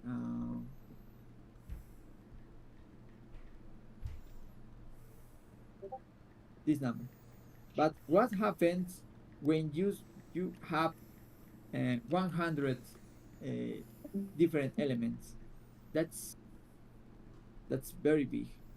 So it's not going to work to represent to make this like to use this number as a set. So yeah, because you have this big number, and even if you have 200, I think you have overflow and another programming language like Java. You can have an overflow and you can miss some elements, so you are not going to visit other elements. So it depends the number of elements on the collection, right? Like this. So you're going to have just 26 different elements. So that's not a big number, but you can work with that. And you just use a number. But if it's 100 or even I think it's with 50. It's Yeah. not going to work. So it looks We're like going to, yeah. this is the number here.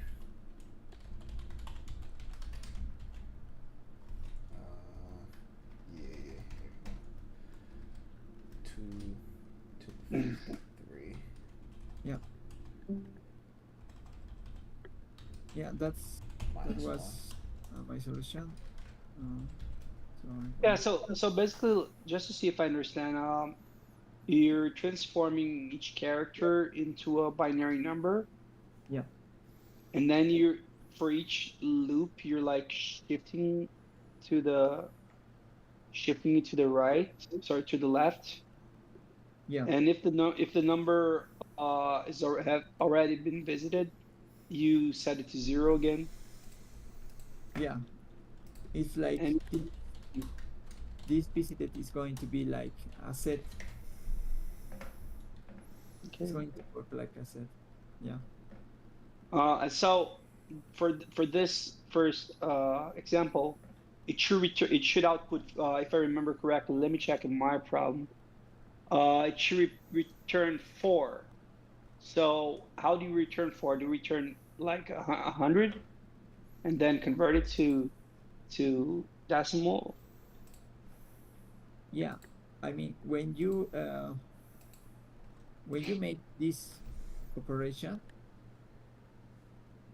for JavaScript, is going to set this to take this like a binary operation. Yeah. So it's just going to work with the bits. Mhm. And after that, it's going to convert to a decimal. Okay. But when you make this, sorry, this is something like this. Yeah. When you set just one XOR operator, it's just this operator, and JavaScript is going to set this. This is a binary operation, so Okay. it's going But- to convert. Sorry. But basically, what I mean is that the less time, the last iteration of visited letters, it's going to be the result's going to be 100, and then it's going to be converted to 4, and that's it. Oh, I'm trying to think like what's the output there.